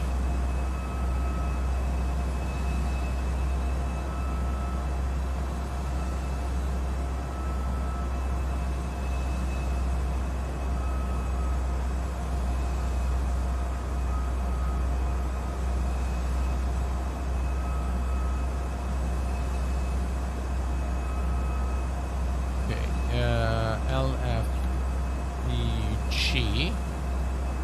That's Charles de Gaulle. And we're going to go to taxi. Airport briefing. Alright, let's see here. Okay, that's Swiss Terminal. I have no idea about this airport. So let's just make this here bigger a little bit. Let's see. Okay. So we are coming in on 27 right here. So we could take Zulu 3 and then come to the terminal here. Or, yeah, Zulu 3 is probably the one we want once we arrive into Charles de Gaulle. And then from Zulu 3 we can come to the terminal here. Okay, well, looks alright. Okay, we'll leave that for the time being. And here we are, looking good. Alright, so if you look here, you can see the needle here, and you can see also the localizer 1 is now showing. And 38.6 nautical miles though, that's a lot, isn't it?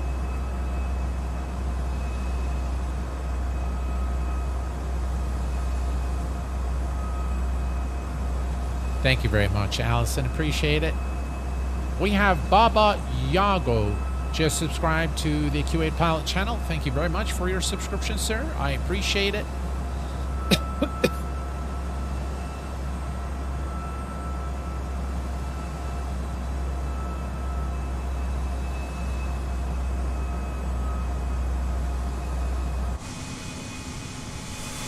Look at this scene, guys. Just really, really nice.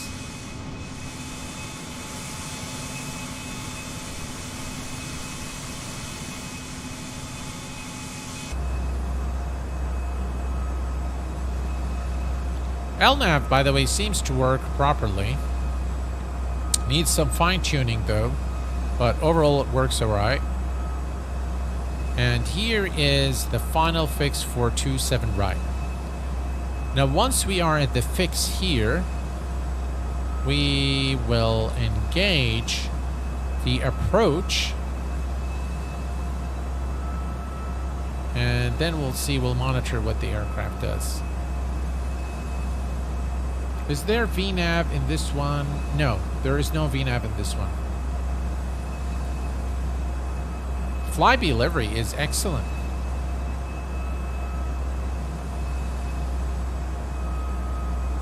I love the Flybe livery.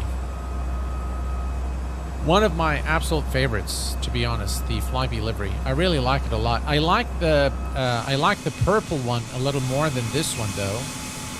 But yeah, I like the Flybe livery, definitely. Man, those satellite images are so nice.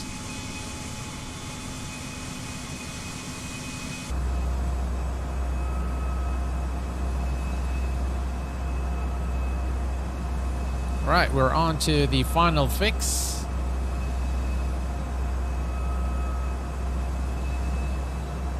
This is the final fix for 27 right.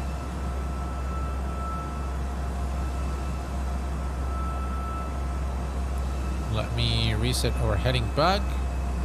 There we go, just in case things go haywire, then we can immediately just go to heading mode.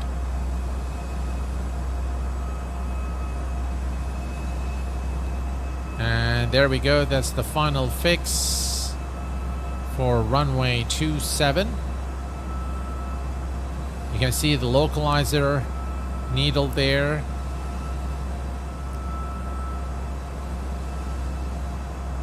Is it really 38 nautical miles? Cannot be.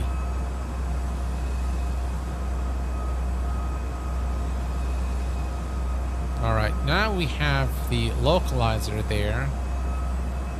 Let me set my heading bug there again. Alright, we'll wait a while before we activate the approach, because on an earlier test, it did a lot of weird things. It started veering to the left and to the right and all of that. So we'll just wait a little while before we activate the approach. Showing 15 nautical miles to the runway, so we'll just wait a little while. At about 10 nautical miles, we will engage the approach button and we'll begin the descent. Looks like it's a bit cloudy, so visibility is not the greatest here as we arrive into Charles de Gaulle. But we should be able to manage.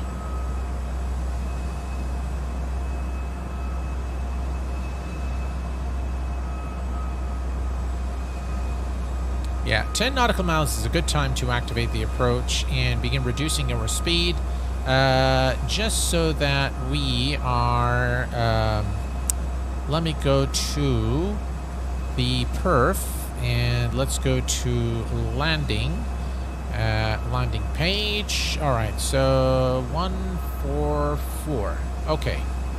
Approach speed is 138, perfect, okay. All's looking good. How about... Alright, let me activate the approach now. We're going to go to approach. Right, localizer active.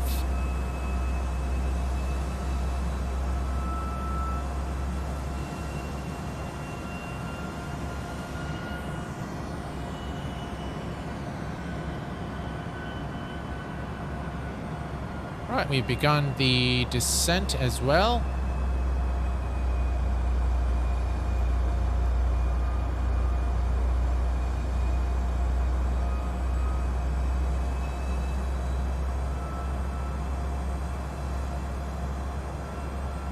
Right, we're definitely not doing well there, so let me go to heading select.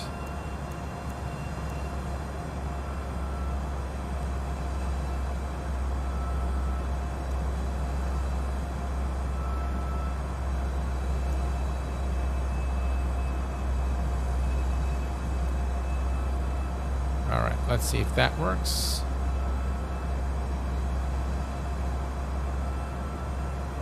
Alright, the altitude. Alright, I'm gonna go to flight change here, because the aircraft was supposed to descend. It's not descending. And it's veering off the localizer, as you can see here.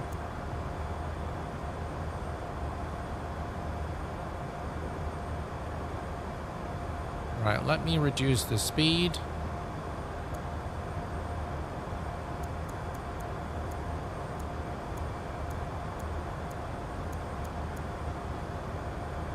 Right, speed check. And flaps 3. Let's go ahead and lower the landing gear.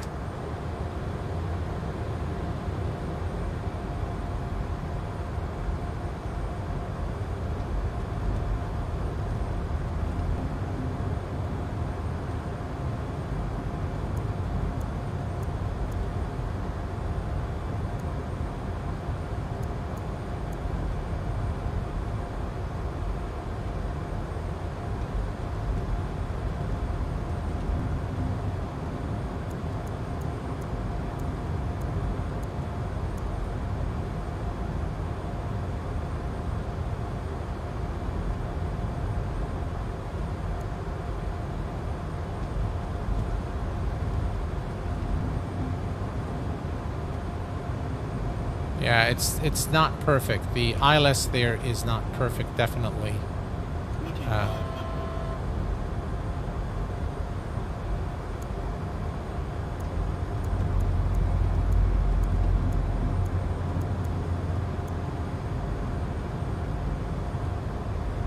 Okay.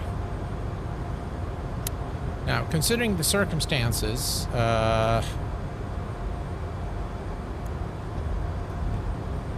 I'm going to turn off the autopilot, and we are going to do our own thing now. Alright, let's see here.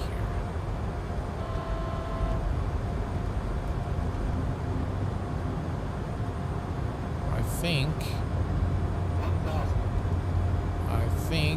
we overshot the runway. So, yeah.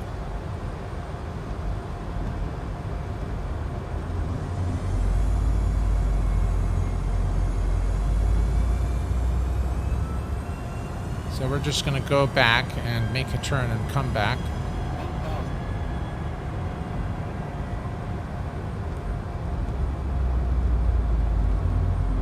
Well, I can't see a thing.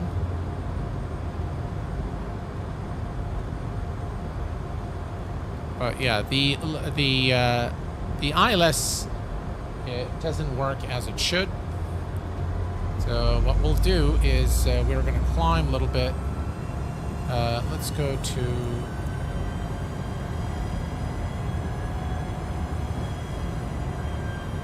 we're going to make a turn here and head back.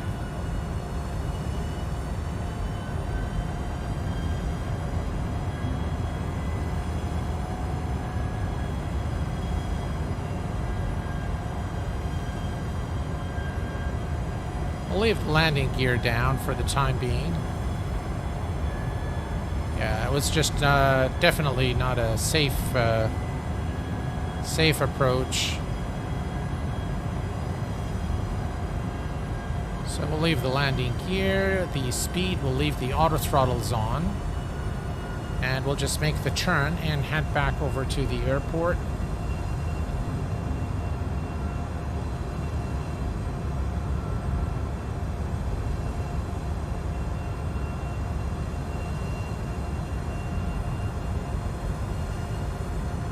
The glide slope didn't seem to work either, and lots of issues with the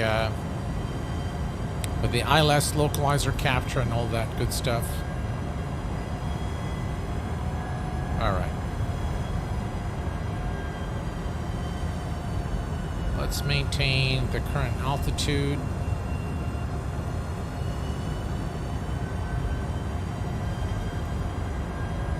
Okay, we're going to go to heading and the autopilot. There we go.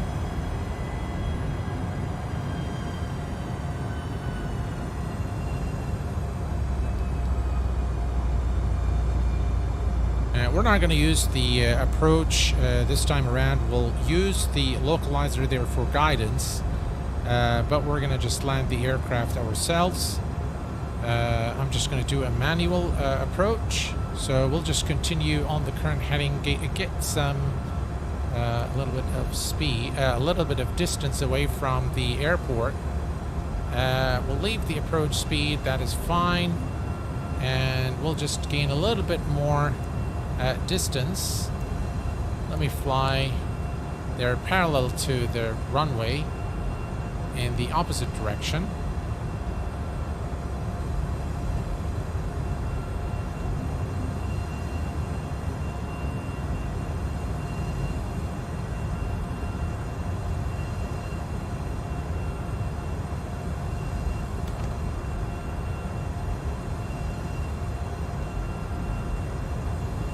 Alright, we'll maintain 2000 for the time being.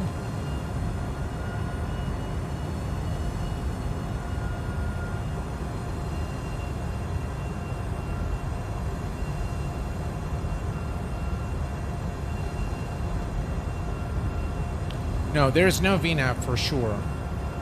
No VNAV for sure. Alright, I can see now the glide slope needle here in the middle. We're obviously off the localizer.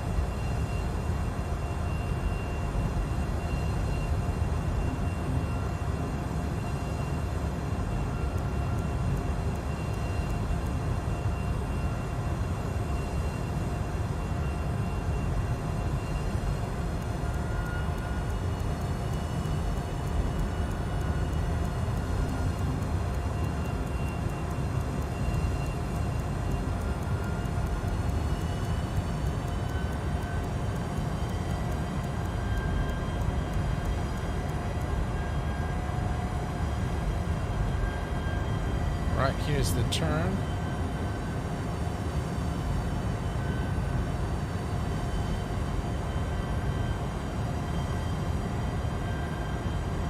And like I said, we're not going to use the approach. We're just going to manually hand fly the plane.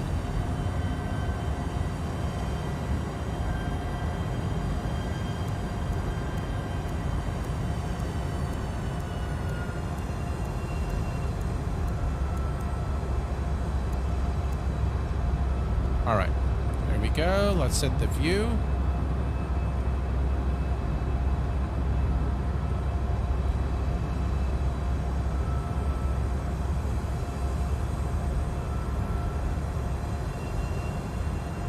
And autopilot disengaged my aircraft.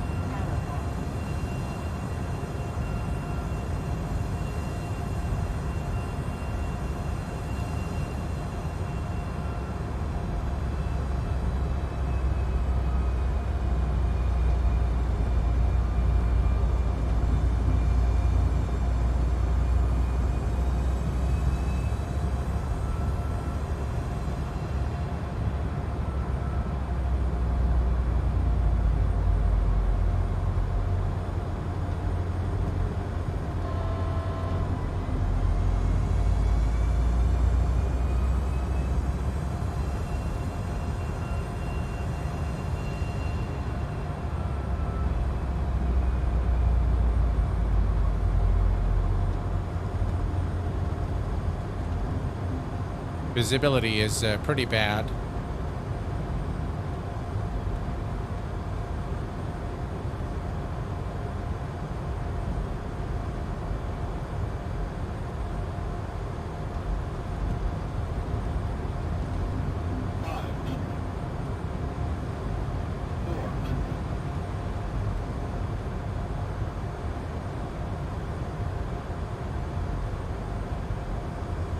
I think I can see the runway now.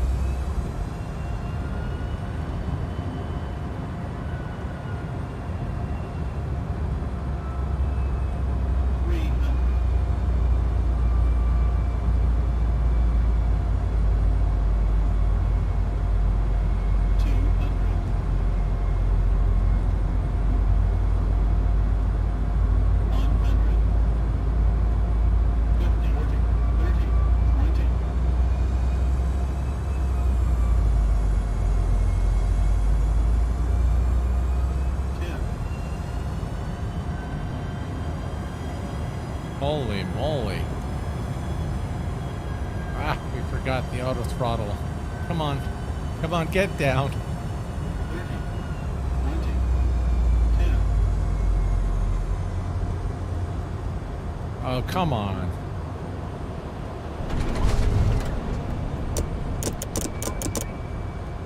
Whoa, that was rough. I'm glad we are down. Well, I wasn't gonna go for another round, guys.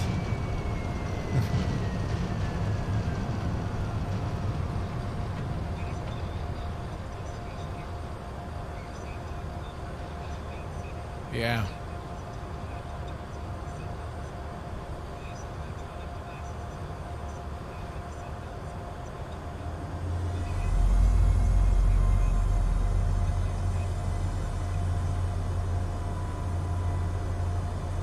A touchdown zone is a touchdown zone. That's right.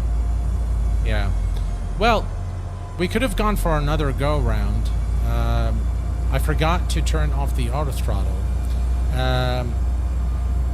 What happened with me during the test flight has happened again. So in terms of the localizer, it doesn't really capture the localizer. The descent towards the glide slope doesn't work very well. But other than that, I think it's okay. We could have gone, really, we should have gone around again, but I'll be very honest with you guys. I've had, it's past my bedtime now, so yeah, I'm starting to feel really tired, so yeah, I just decided to just, you know, bring it down and call it a day, as they say. It's okay, I didn't like those light posts anyway. We are walking away, yeah, for sure.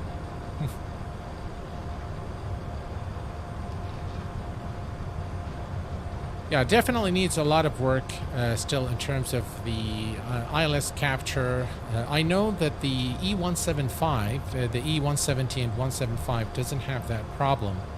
But this one seems to have a little bit of problems there with the capturing of the ILS. The aircraft starts veering away and doing some strange things. Left, it veers left to adjust to the right, and then it veers right to adjust to the left.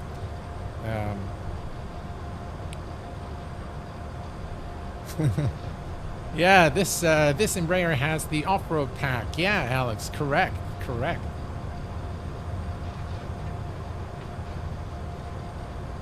All right. I think we can bring the aircraft to a stop somewhere there.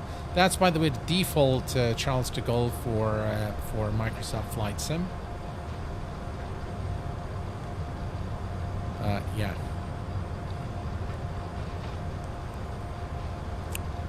Well, folks, my concluding remarks really on this aircraft is that it's a fairly well-developed add-on, still in early access, so there's no need for us to go hard on the guys at Flight Sim Studios. They've made it very clear that this is early access and that it's under continuous improvement.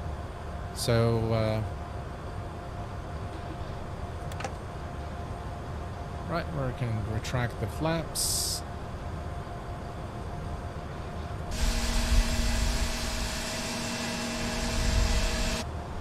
We can turn off the landing lights and strobe.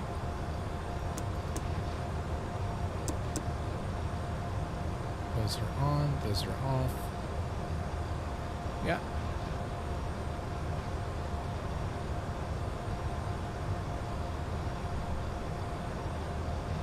Anyone know what the route is? The route was Cardiff to Charles de Gaulle, and you can type !route to get the route of our flight today. By just enter that in chat command. Must be blue instead of yellow. Press previous on FMS several times. I think if we click here.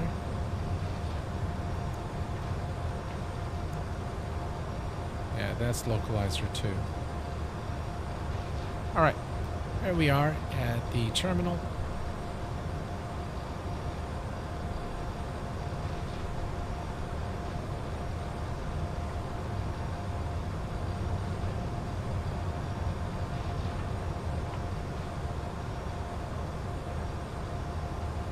So our next flight is going to be an X-plane.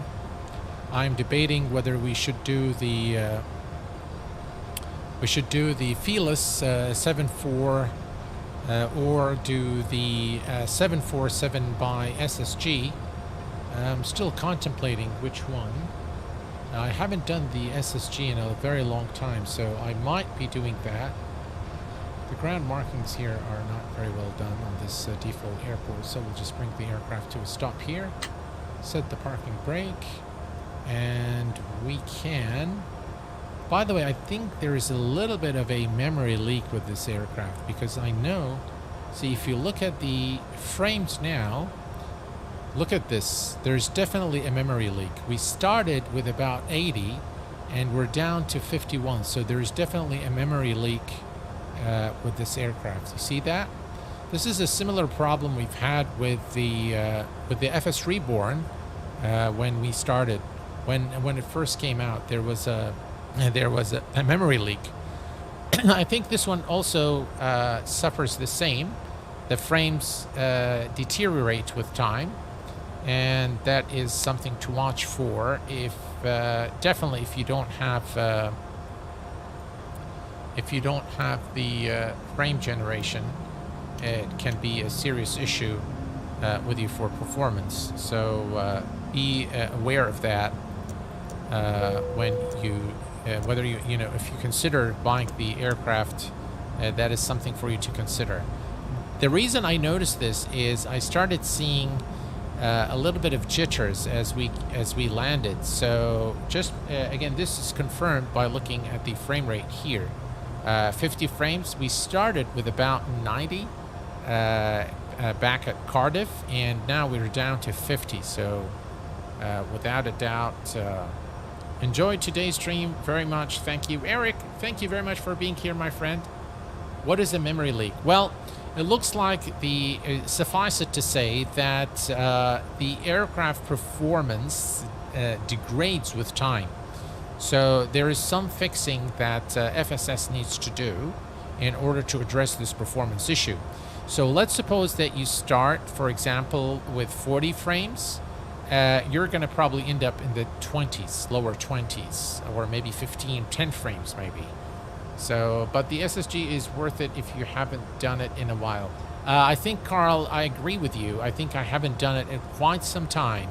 I've covered everything in X-Plane in the last few months, so probably not a bad idea to fly the SSG 747.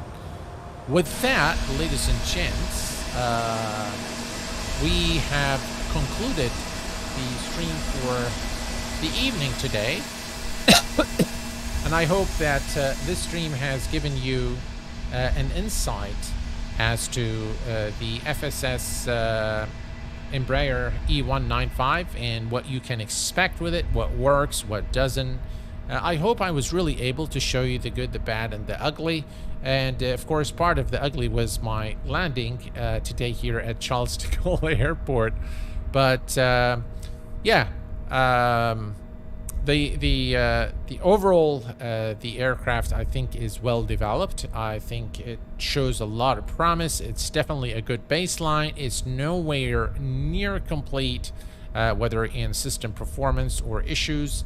It needs a lot of work, again, also in terms of code optimization to ensure that it runs smoothly in the sim.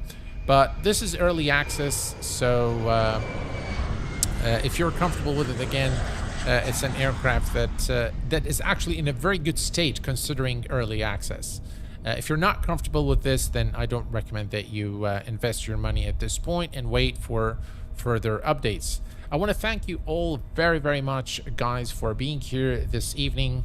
I really enjoyed being with you. I hope that you've enjoyed this stream as much as I enjoyed streaming it for you.